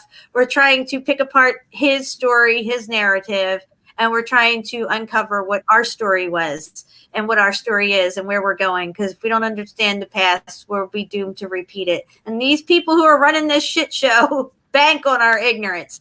So we can't let that happen, and let it not be said that we stood by and did nothing. I love you guys, and we're out of here. If I can end this broadcast correctly.